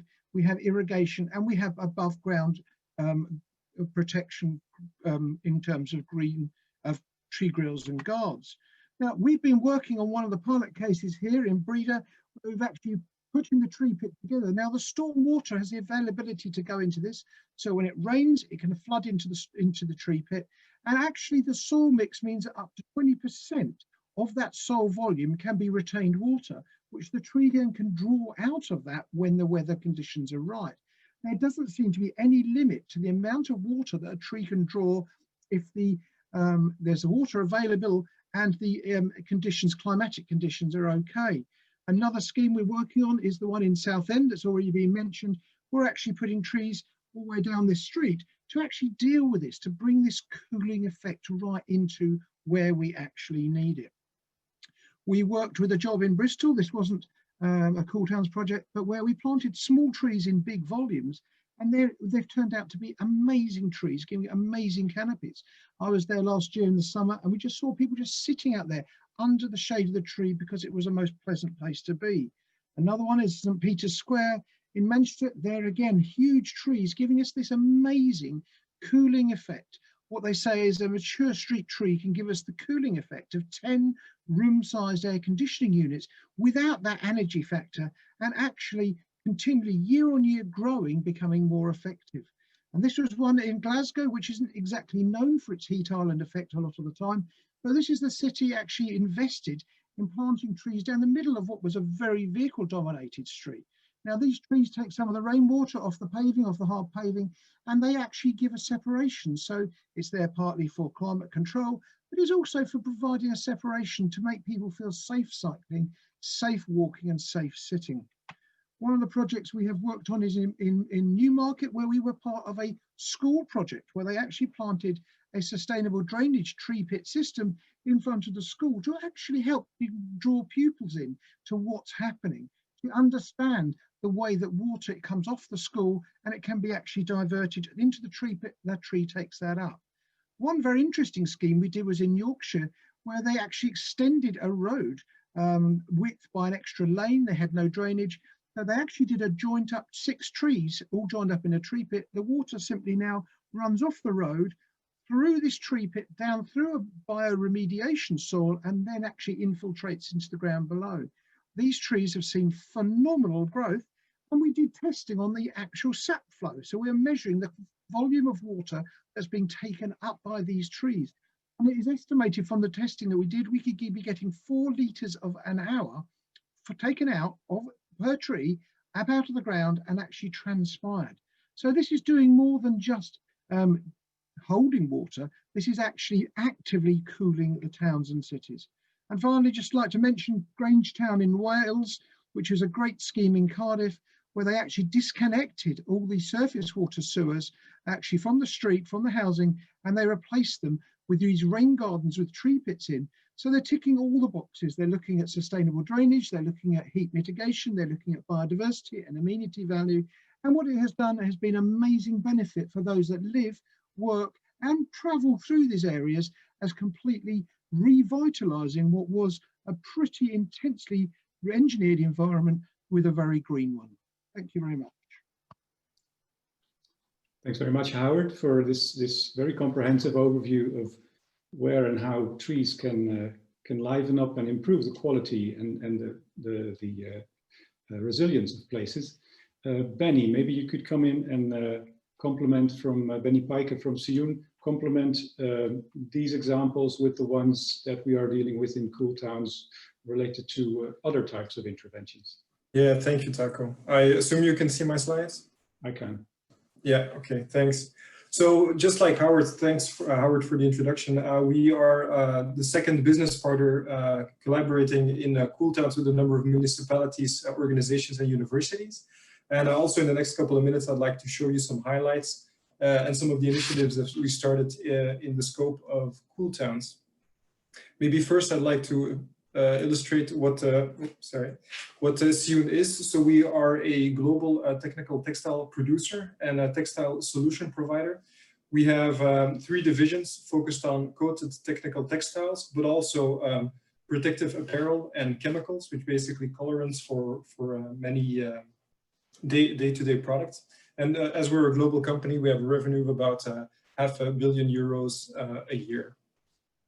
We participate to Cool Towns with 3 engineered solutions, which basically are a toolkit for municipalities and regions to cool down their local sites. And those 3 product types are shade sails for shading the horizontal surfaces, facade membranes, which are open membranes that you can attach to a building facade to both cool the outside environment as well as drastically reduce the energy need for cooling a building. And a third, which is a spin-off of those facade membranes, which is a technical complex that we have developed to facilitate installing living walls. And that'll actually permit both passive cooling of the facade as well as active cooling of the surrounding environment. And those living walls can be implemented both outdoors and indoors. For Sioen, we had a number of focal points in Cool Towns because when we participate to a project, we want to expand our knowledge base and then disseminate that information because we are a textile manufacturer. So we wanted to do some research to show really the data, why you would want to have green or other technical solutions in the city. We wanted to demonstrate a true number of pilots, what types of interventions are possible today, but also innovate together with those local municipalities and partners to show how we can introduce new technologies to get green or textile solutions where otherwise you would not get them. And then finally, it's very important that we disseminate everything that we've learned, but also just the topic of heat stress by inspiring both the youngsters as well as other people through some of our activities. Now, when we propose our solutions, well, it's very important for us to know that they're worry-free and that they have low to no maintenance. And that case is, for example, very true for the living wall, which allows you to install green where typically no green is possible. And you know that in a city, there's a lot of vertical space that's typically unused, and the horizontal space, so the normal space, is very busy. And through living walls, you can actually green and cool the city. And here, through the research that we've done in Cool Towns, we actually showed that right next to the living wall at our headquarters in Ardooien, we were able to cool this environment during the day by 5 degrees. And Howard just showed that that's about the temperature difference that you have today in cities due to both climate change, but also compared to rural areas. So you can cool substantially the urban environment. In a second campaign in our research, we've done another type of research, and we've used both thermal imaging as again the weather stations by monitoring the heat stress index next to our living wall, also next to a concrete wall. And then as a control site, we use one far from the wall. And we already showed that compared to a conventional wall, you can have up to 5 degrees difference. But what actually happens with true living walls is that during the day, you can actually completely negate the heating effect of a wall in an environment. And you will see that in the results on the right-hand side, that it's as if the wall isn't there when you have a green wall. And for the next campaign, we will do the same research, but throughout the day, but also the evening and the night, because the concrete wall will then irradiate infrared heat that we expect to be drastically lower than with our living wall system compared to a conventional wall. The next phase in Cool Towns, of course, was to demonstrate through a couple of pilots. And there we are working together with a public school in Zelzate through the partnership with the province of East Flanders, where we will install a 50 square meter living wall at the public school. And for that, we are pre-growing a number of living wall panels at one of our partners in Belgium. But what you see at the bottom of the green wall, you see this light green stretch, and that is actually to have this interaction with the student activities. And the students will actually use that area of the living wall to start vertically garden at the school. So there's a educative element to having that green wall. And also there's a link to the cafeteria of the school, where they can grow herbs and certain plants that they can then use in cooking classes at the school. So it's a very educational experience, as well as part of a bigger project to green the school and make it more climate adaptive. Then with our partner Middelburg, we will update an existing bus stop and driver rest area by coating it with our textiles and actually having a greener driver rest area. Typically waiting for a bus is not a fun event, but we estimate that if you can cool it by adding that living wall element, it's both more a better rest area for the drivers, but also a more pleasant environment for the passengers to wait for the next bus. And it's part also of a larger scope, because Middelburg is drastically changing the Kanaalweg into a much greener and more pleasant environment for people. Another aspect of Cool Towns, like I said, was innovating. Typically, it's very hard to get green at a city site. And for that, we've developed with a local solution provider called Abribo, for the province of Oost-Vlaanderen, as well as the municipality of Merelbeke, a solution where you can have an above ground water storage to feed a living wall, but that's also interconnected with a bike stand. So there you really have the interfacing of cooling the environment, having a rest area, having a living wall, also having a green roof on top of an electric sustainability parking site. So there's really all these things coming together at the site at Merelbeke. And a spin-off of that idea, we are installing at Oostende, which is also a Cool Towns partner. There we are using the bench idea together with the living wall to really create a fun site for youngsters to hang out. And in that bench, they will also be able to charge their phones while they rest in the cool environment next to City Hall in the site. And like you see, the water storage is above ground.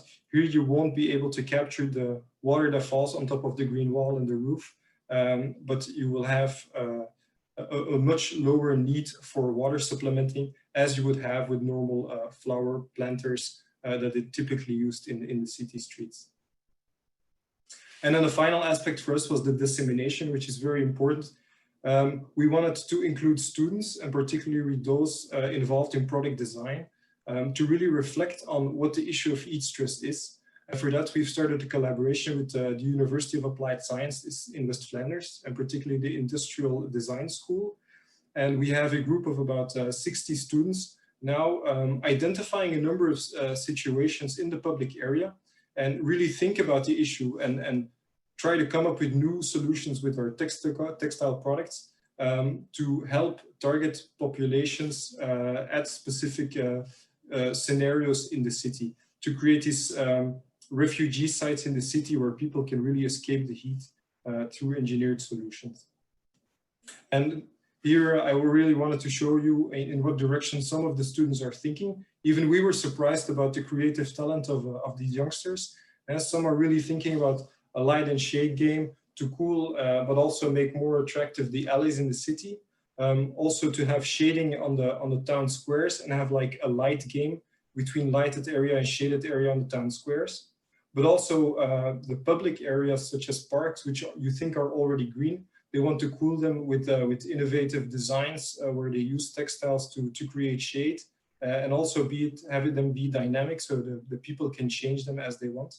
And others are also thinking about the art aspect and combining art with green walls or combining printed facade textiles to cool the wall, but then also combining it with a water fountain. So there's a lot of great ideas coming out of this interaction and this collaboration with the school. And for that, I wanted to conclude my overview of some of the highlights. If you have some questions, feel free to get in touch. And thanks again for the opportunity to show some of the things that we're doing. Thanks very much, Benny, and Howard as well for this overview of the various heat-reducing interventions. Stick around for a few more minutes, please, until we've heard from the other speakers, and then we can maybe involve you in the questions and answer session. Next up, I would like to introduce Ms. Tanne Schreuder from the city of The Hague in the Netherlands, which coincidentally is my hometown. So it's a double pleasure for me to say welcome. Tanne works with the climate adaptation team of the city of The Hague. And one of the many projects that she's dealing with is the urban water buffer, which is being created as part of Nature Smart Cities. Please tell us more, Tanne. Thank you, Taco, for the introduction. Thank you for all my fellow speakers for the lovely presentations and for everybody watching from home. Glad to have you here and hope we can keep your concentration for another half hour or more. Let me see. I will share my presentation.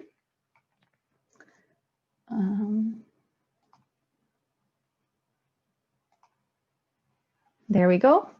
Okay, so today I'd like to take the time to tell you about the urban water buffer, which is a new innovative system that we have been integrating into an existing project in which we are transforming the Conflict Square into the Conflict Park.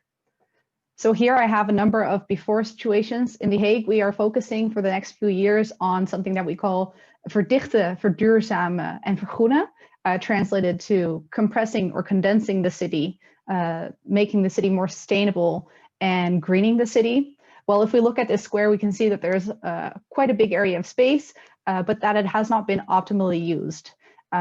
So there was a project to update the square, and we thought the urban water buffer would be a great addition to this for a number of reasons. Mainly here you can see that this area has a lot of heat stress, and we would really like a park to be a place where people can cool down, be outside in the summer in the hot time, and be a nice place to be.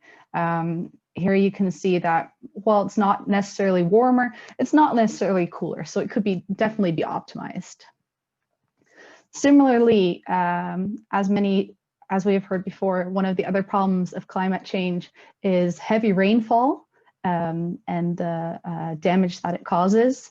And here you can see within the square as well that that is the case within this area. So overall, we can see that this area is within the neighborhood Lac, and the quality of life and the quality of public spaces is not up to par. So that also further shows the reason for this project. Now, before that, I'm going to show you the design that we came up with. I would like to talk to you about participation. This was a very important aspect to us. It was important that it was a park for the people, that they had have the ability to put input into it, So they were very involved in the design process. We sat with citizens as well as school children, and also in the realization process, searching out small local businesses to see what they could do in the process of realizing this project. And this was all done via the Coalitie LAC, which is a residency panel. And together we came up with the following design. This is the Complete Park, The Hague. As you can see, or at least I think, it looks like a much more attractive place to be than the before pictures that we had. And you can also see that the urban water buffer is actually hidden. So what is the urban water buffer? Well, the urban water buffer is a circular water system that purifies water and stores it locally so that it can be used at a later point in time. So when it rains, the rainwater is stored in a crate system where it is held temporarily. After this, it flows through to a biofilter where the water is cleaned and purified. The clean water is then pumped into the deep underground where it is stored. When it's hot during the summer, the water can be pumped back up and it can be used to irrigate the park as well as the petting zoo and the local farm, the small allotment gardens and that sort of stuff.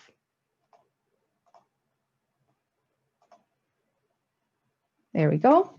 So the urban water buffer is in essence a sponge. It retains water when there is heavy rainfall, and when it's dry and hot, we have the ability to squeeze that sponge and to use that water when necessary.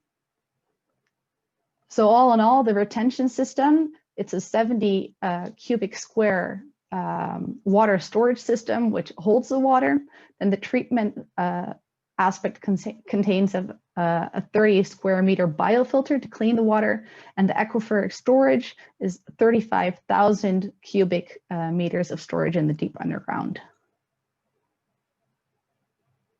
And also, one of the great things is that we were able to disconnect surface area, but we also, in cooperation with local housing associations, were able to disconnect 1,000 square meters of roof.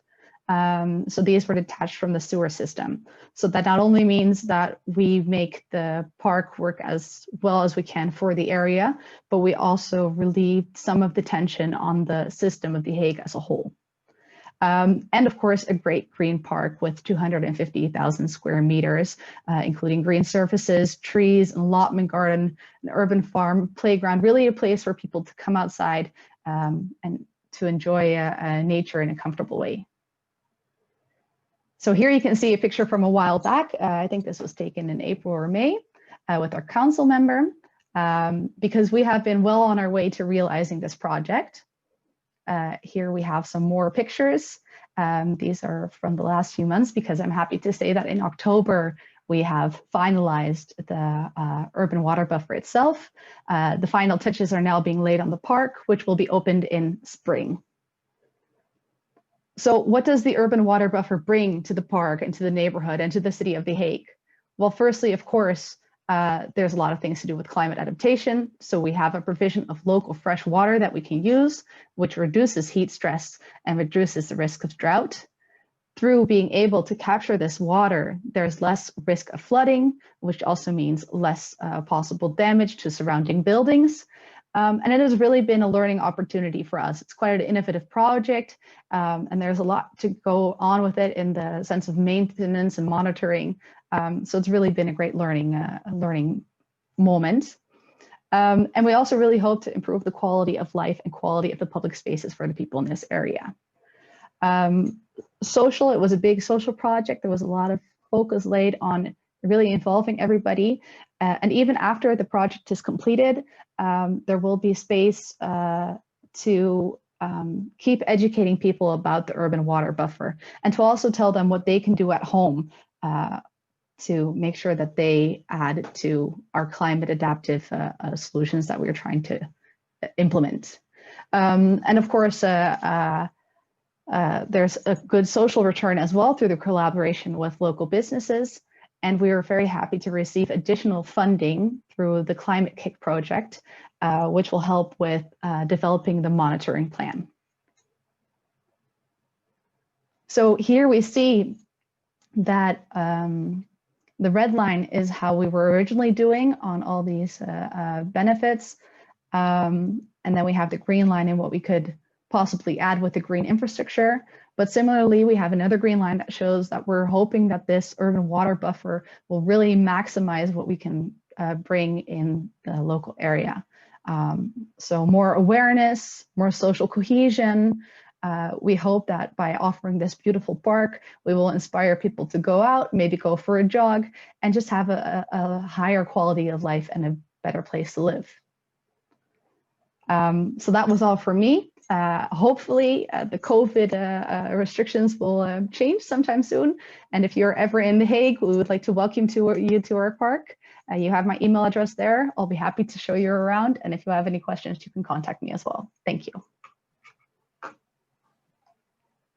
Thanks very much for this, Tana. It's very beautiful, sunny as well. So I think there will be a lot of follow-up to your invitation in the days and weeks to come, I could imagine. Please stick around as well.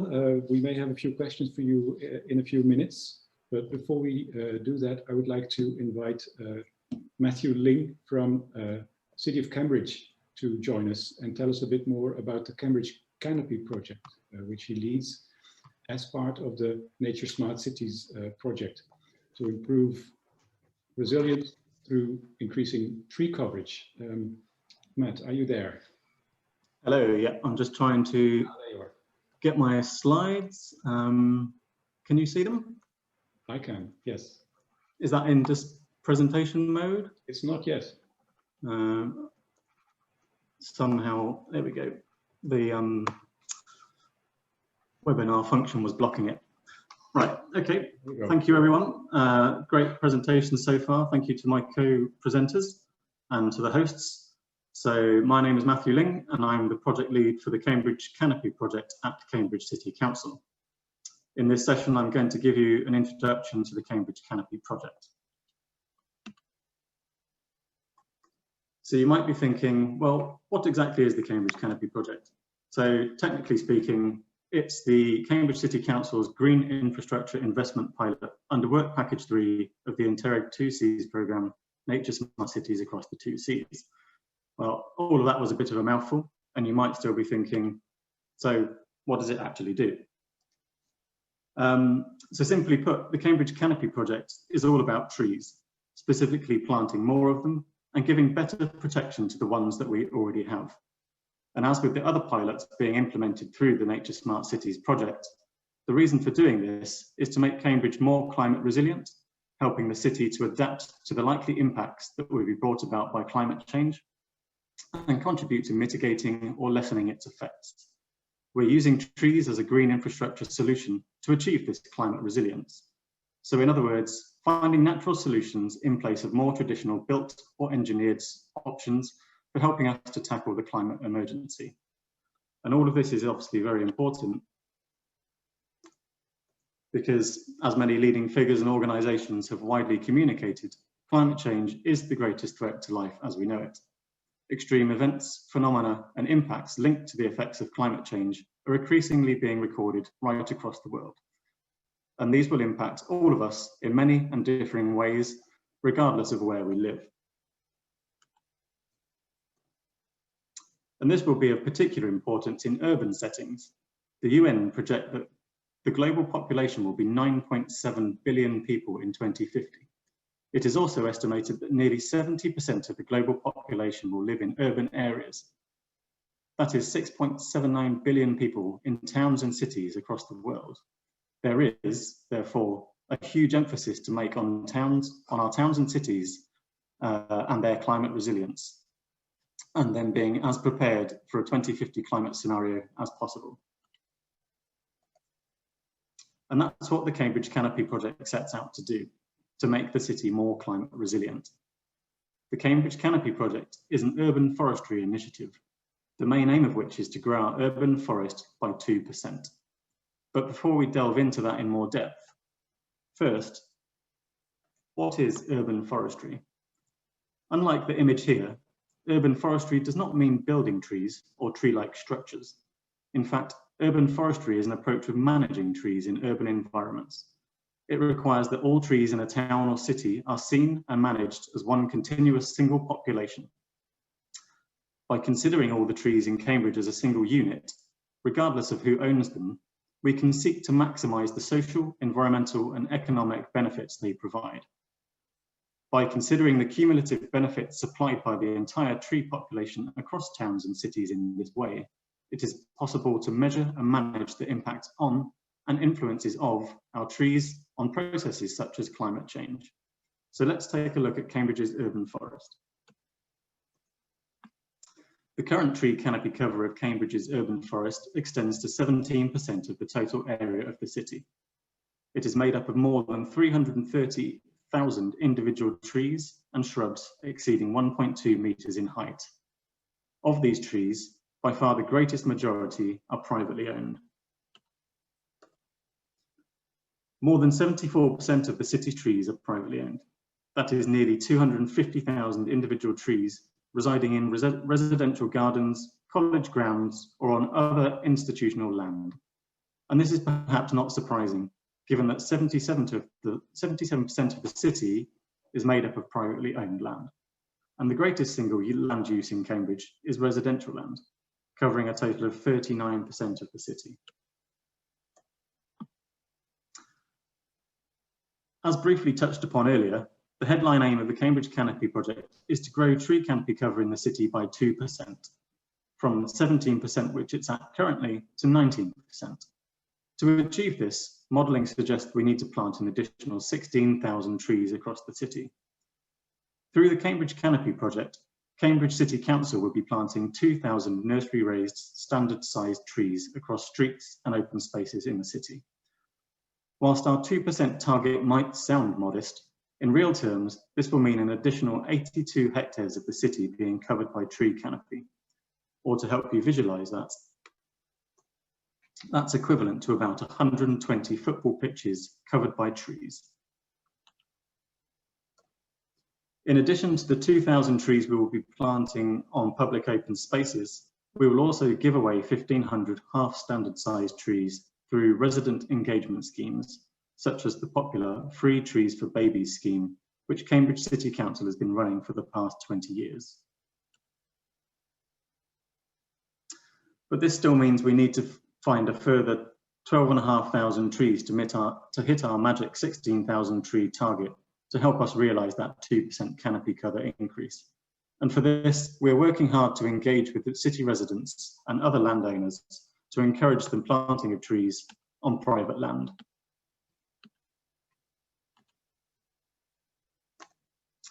And we've been working hard to get this message out through as many different channels and different methods as possible. And we've had articles published in local newspapers, on Facebook groups, and through radio stations, and through professional organisations and institutes.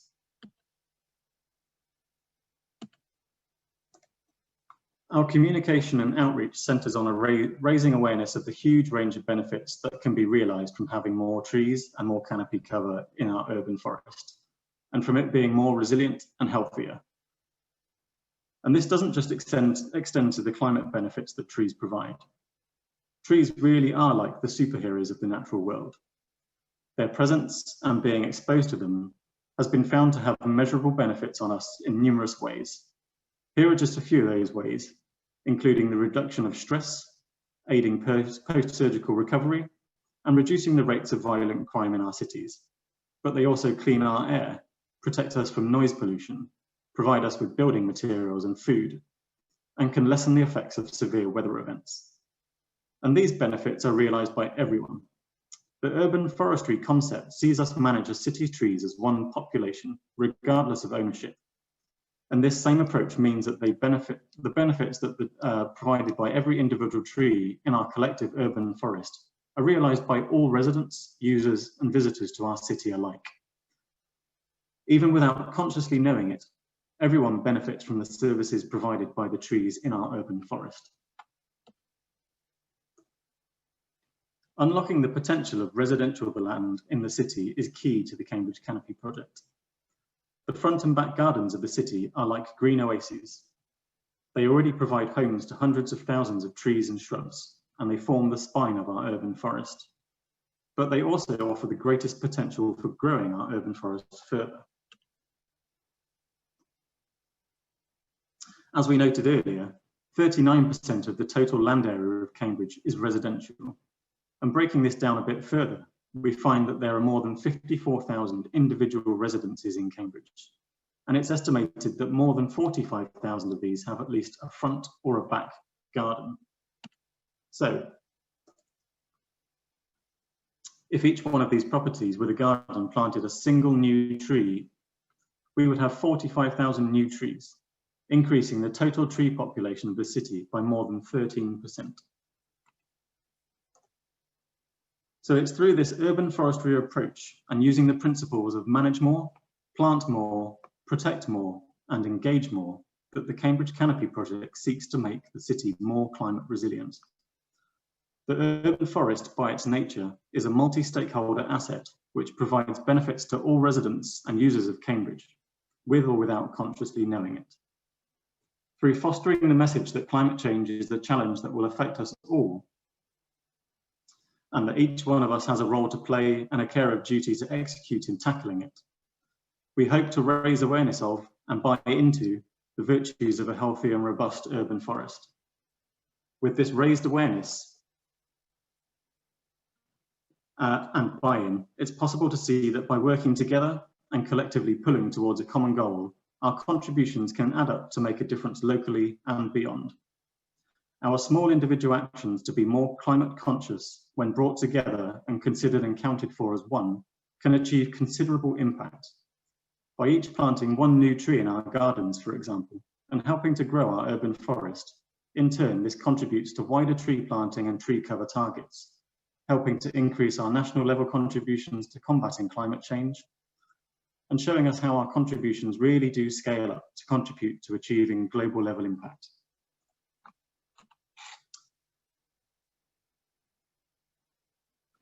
I want to say thank you very much for listening now. And for any more information on the project, please feel free to visit the project website, the details of which you can see on the screen, or follow us on our Twitter account. Thank you very much.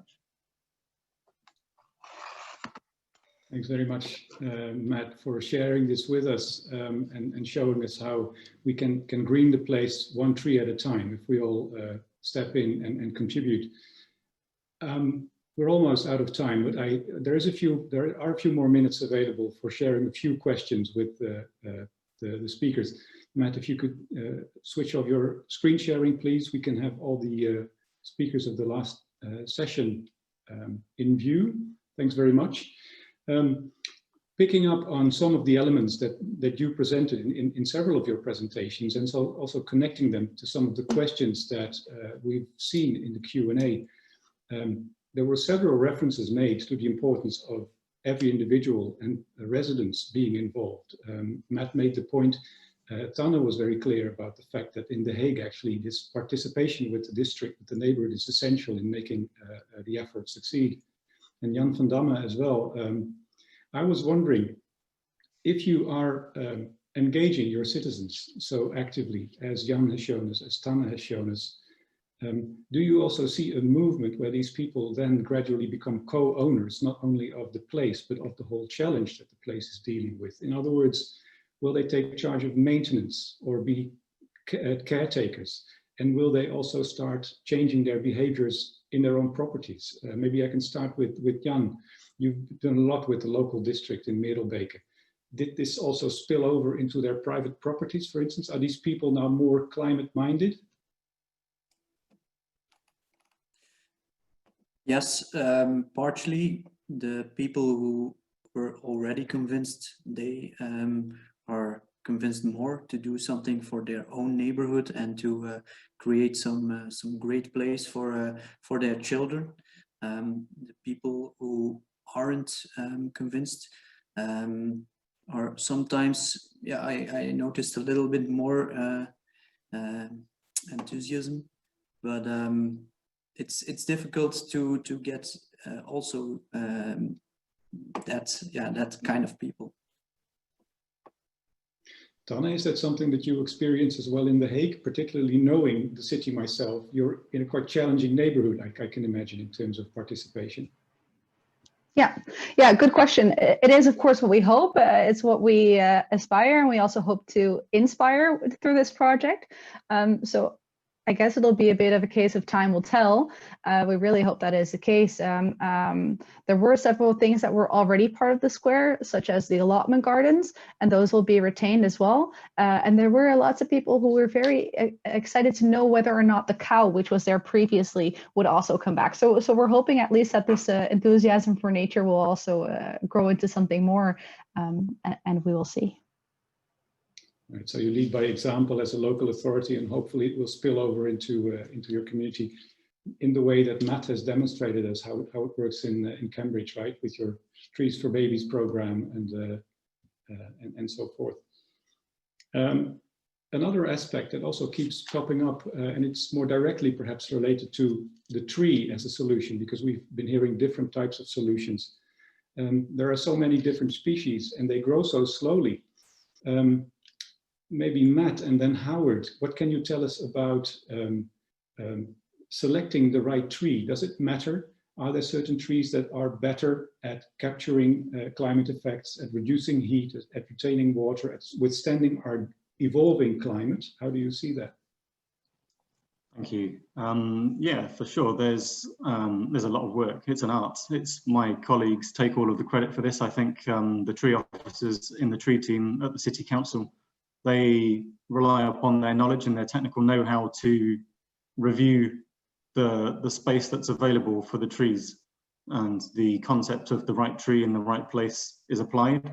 So you know, there's a tree for every available option, and that is a fine balance of, do you want a huge great big tree that will provide more shade, or do you want a tall slender tree that's going to fit into a narrow street scheme? So yeah, there's absolutely a fine balancing act there. Bigger trees with great big canopies with large leaves are going to create a huge amount of shade, and they're going to be better in parks or really big plazas or town squares, for example. But that's not going to be right for every location. I'm sure Howard can expand further on that. Howard, anything to add? Thank you, Matt. Totally agree. Really, we have to look at, when we're choosing a tree species, as to what we are looking to actually achieve from doing so. So you might have a tree that's very good in terms of heat stress, like Matt has referred to, big leaves, but then we get the highway guys who say those leaves block up our drains, so that they are looking for something else. So we often have to come to a compromise between what we are actually trying to achieve and what the parameters or limitations are. Also bearing in mind that if we're looking for things like water retention, holding back, attenuating our stormwaters, it's good to have something that's evergreen. It's always worth bringing in some sort of 12-month of the year tree that gives us something all the year round. Just be aware though, if we're talking about water attenuation in trees, we need to think about trees that are can tolerate salts.